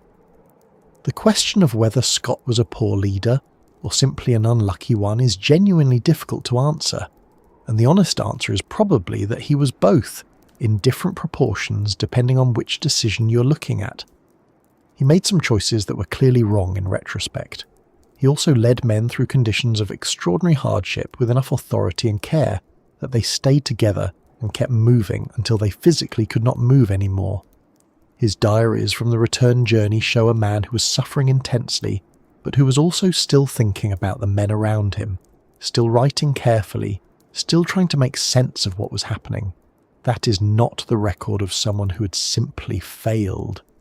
It is the record of someone who was caught in something larger than any individual decision could have controlled. There is a version of this story that wants to place the blame cleanly on Scott's stubbornness, or on the British establishment's preference for suffering over efficiency, or on the specific decisions about ponies and depots and tent sizes.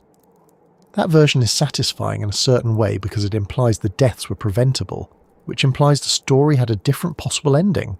And some of it is true. Better decisions in some places would have improved the odds, but the full picture is messier than any clean blame allows. The Terra Nova expedition was not a well-oiled machine that failed because of one broken part. It was a human undertaking, with human miscalculations and human bad luck, and human moments of genuine courage, and it ended the way it ended because the Antarctic is not a place that forgives the accumulation of small errors. The men who died there were not simply victims of their leaders' failures, and they were not simply martyrs to an impossible ideal. They were people who made choices and faced conditions and kept going for as long as they could. And the question of what those choices mean, and what the expedition as a whole means, is one that the decades after 1913 were going to take in directions that nobody standing at the memorial service in London could have anticipated. Because the story was not finished when the search party found the tent. In some ways, the argument about what the Terra Nova expedition was and what it meant was only just beginning. And so, the argument did continue, for decades, in ways that were sometimes fair, sometimes not, and sometimes more about the era doing the arguing than about the men themselves.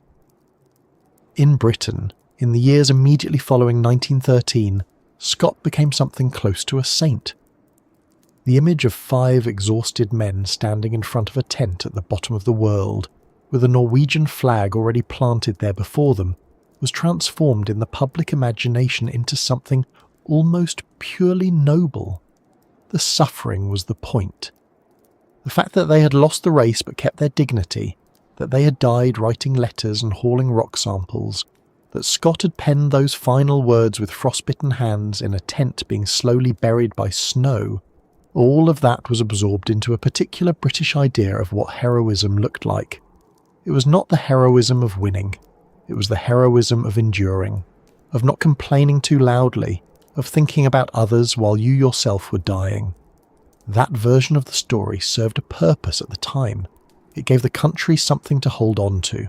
And then, 2 years later, the First World War began, and suddenly there were hundreds of thousands of young men being asked to go somewhere cold and difficult and to endure whatever happened to them with dignity and without complaint. The Scott story fit that moment almost too perfectly. It was taught in schools. It was cited in speeches. The phrase, "I am just going outside and maybe some time," entered the language as a way of talking about quiet self-sacrifice, about putting others first without making a fuss about it. For 60 years or so, that was more or less how the expedition was remembered in Britain, not uncritically. People who knew the details knew the decisions that had been made, the errors and the misjudgments, but the dominant public feeling was one of respect and mourning, with the sharp edges softened. Then, in 1979, a book called Scott and Amundsen was published by a Norwegian-British writer named Roland Huntford. It was a dual biography, and it was not gentle. Huntford's argument, stated bluntly, was that Amundsen was a brilliant and professional polar explorer who planned carefully and executed efficiently, and that Scott was an incompetent amateur whose vanity and stubbornness led 5 men to their deaths. Huntford drew on diaries and documents to build a portrait of Scott as a man who ignored expert advice, refused to learn from better methods, and substituted suffering for skill. The book was detailed, thorough, and very influential. It was later adapted into a television series. For a generation of readers, it reshaped the entire story. Some of Huntford's criticisms were fair. The comparison between Amundsen's approach and Scott's is genuinely instructive. Amundsen used dogs throughout because dogs are well suited to polar travel. They can be worked hard, they can be fed to each other when necessary. They're adapted to cold in ways that ponies simply are not. Amundsen's men were experienced skiers. His route, from the Bay of Whales and up the Axel Heiberg Glacier, was shorter than Scott's. His supply depots were better stocked and more carefully placed. He planned for contingencies. He returned to his base on January 25, 1912, with all 4 of his companions alive, having reached the pole on December 14, 1911. It was, by any measure, a masterpiece of polar logistics. The contrast with Scott's expedition is real, and it is significant. Some of the decisions Scott made, particularly the reliance on ponies, the late addition of a 5th man to the polar party, the placement of 1-ton depot, were errors that contributed to the outcome. Huntford was not wrong about that, but later historians and polar scholars pushed back on the book's overall framing. Susan Solomon, an atmospheric scientist, published a careful study in 2001 called The Coldest March, which used historical weather records from the region to show that the temperatures Scott's party encountered on the return journey in March 1912 were significantly below the seasonal average, in some cases by as much as 10 to 20 degrees Fahrenheit colder than what would normally be expected for that time of year. That kind of cold, on top of men who were already depleted and frostbitten and running low on fuel, changes the calculation considerably. It does not erase the errors, but it puts them in a different context. The margin was already thin before the weather became exceptional. When the weather became exceptional, the margin disappeared. Other reassessments pointed out that Huntford's portrait of Scott was sometimes selective in its use of sources, and that the book's tone moved from critical analysis into something closer to contempt, in ways that were not always supported by the evidence. The real Scott, as his diaries and the accounts of people who knew him suggest, was a more complicated figure than either the saintly hero of the earlier tradition or the vain incompetent of Huntford's account. He was a man of his time, with the strengths and limitations that implies. He made mistakes. He also showed genuine qualities of leadership and character under conditions that would have broken most people. What the Terra Nova expedition left behind, beyond the arguments about blame and legacy, was something more concrete and more lasting than its place in any national mythology: the rock samples. 35 pounds of geological specimens that Scott's party dragged across the polar plateau and down the Beardmore Glacier and across the Ross Ice Shelf, even as they were dying. That detail has always seemed almost impossible. Men who were suffering from frostbite and malnutrition and cold, who were watching one another deteriorate, who knew they might not survive, and they kept the rocks. Edward Wilson had collected them from moraines near the Beardmore, and they included fossils of a plant called Glossopteris, a fern-like species that had been found on multiple continents. When the samples were eventually analysed, they provided evidence that Antarctica had once been part of a larger landmass, connected to what is now Africa, South America, India and Australia, the supercontinent now called Gondwana. The fossils helped support the theory of continental drift, which at the time was still being debated and would not be fully accepted for several more decades. The men who carried those rocks did not know exactly what they had found. But Wilson knew they mattered, and he would not leave them behind. That commitment to the scientific purpose of the expedition, maintained under circumstances of extraordinary suffering, is one of the things that makes the story hard to reduce to a simple narrative of failure. Apsley Cherry Garrard, the youngest member of the expedition, who had spent years afterward carrying the weight of his decision to turn back at One Ton Depot, eventually wrote about all of it. His book, The Worst Journey in the World, was published in 1922 and has never been out of print. It covers the entire Terra Nova expedition, but focuses especially on the winter journey to Cape Crozier, that 60-mile trek in complete darkness at temperatures of minus 60 degrees Celsius, undertaken to collect emperor penguin eggs, in the belief that penguin embryos might help answer questions about the evolutionary link between reptiles and birds. The journey nearly killed Cherry Garrard, Wilson and Bowers. The eggs were collected. When Cherry Garrard eventually delivered them to the Natural History Museum in London, the curator who received them was reportedly not very interested, which is the kind of detail that is almost too bleak to be funny, and yet somehow is. The book is extraordinary. It is not a triumphant account. It is honest about suffering and fear and doubt and the specific texture of cold, what it does to your hands, your sleeping bag, your ability to think. It is also honest about the men, their qualities and their limitations, and about the impossible question Cherry Garrard could never fully answer about what might have happened if he had pushed south from One Ton Depot rather than turning back. He wrote, "For God's sake, look after our people." That was the last line of Scott's last letter to the public. Cherry Garrard spent the rest of his life trying to do that, in his way, by telling the story as truthfully as he could. The bodies of Scott, Wilson and Bowers were never moved. The search party in November 1912 collapsed the tent over them and built a cairn of snow and ice, topped with a cross made from skis. They left them where they died, and they are still there in a sense. The Ross Ice Shelf is not stationary. It moves very slowly northward toward the sea. The ice that surrounded the tent in 1912 has been moving at a rate of roughly 4 to 5 feet per day, which means that over the past century the remains of the three men have travelled somewhere between 30 and 40 miles from where they were found. At some point, estimates vary, but some calculations suggest within the next few centuries the ice will reach the Ross Sea and carve into icebergs, and whatever remains will eventually sink into the ocean. There is something about that which is hard to fully absorb. They are still in Antarctica, they are still moving slowly in the same direction they were trying to go when they died. The continent is carrying them. Lawrence Oates's body was never found. A search party located his sleeping bag and some of his equipment about 18 miles south of the final camp, but Oates himself was gone. He had walked out into a blizzard and the snow had taken him. A cairn was built at the estimated location. The inscription reads, "Hereabouts died a very gallant gentleman. Edgar Evans is buried somewhere near the foot of the Beardmore Glacier, where he died on February 17th. His grave is also unmarked by anything that has survived. Kathleen Scott, who learned of her husband's death while she was on a ship sailing to meet him in New Zealand, went on to become a significant sculptor. She had already been one before the expedition.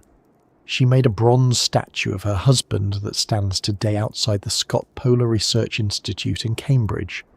She remarried in 1922 to a politician named Edward Hilton Young and lived until 1947. Her son, Peter Scott, who was 2 years old when his father left for Antarctica and never saw him again, became a naturalist and painter and one of the founders of the World Wildlife Fund. He was knighted in 1973. His father had written to Kathleen asking her to make sure the boy developed an interest in natural history. She did. Edward Wilson's wife, Oriana, lived until 1945. Henry Bowers's mother, Emily, lived until 1931. Both women received pensions from the government following the expedition. The families of Edgar Evans and Lawrence Oates were also provided for, though the amounts were modest by any measure of what the men had given. The Scott Polar Research Institute was founded in Cambridge in 1920 as a memorial to the expedition. It remains one of the leading centres for polar research in the world. The hut at Cape Evans, where the expedition wintered in 1911, still stands.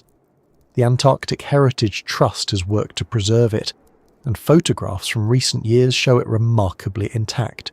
The shelves still stocked with tins of food, the sleeping quarters still arranged, the dark room where Herbert Ponting developed his photographs still in place. It is one of the most remarkable preserved historic sites in the world, simply because the cold has protected everything. Nothing rots in Antarctica. Nothing decays quickly. The expedition's physical traces are still there, frozen in place, the way the story itself has been in some respects. Preserved, examined, turned over repeatedly, never quite settled. Roald Amundsen's story ended differently from Scott's, but not easily. He continued exploring. He was the first person to reach both poles. He disappeared in June 1928 during a rescue mission in the Arctic, searching for survivors of a crashed airship. His plane went down somewhere over the Barents Sea and was never found. He was 55 years old. The man who had beaten Scott to the South Pole and returned safely with all his men was also, in the end, taken by the ice. There is no tidy moral in that. It is just what happened. What the Terra Nova expedition means now, more than a century after the tent was found, is not a fixed thing. It has meant different things to different generations. To the Edwardians, it was tragedy and heroism. To the post-Huntford generation, it was a cautionary tale about British amateurism and the cost of pride. To later historians, it became something more nuanced, a story about the limits of human knowledge and preparation, about what happens when ambition and bad luck and compounding error meet the most unforgiving environment on the planet. None of those readings is entirely wrong. None of them is entirely complete. What stays with you when you sit with the story long enough is not the race or the politics or the arguments about leadership.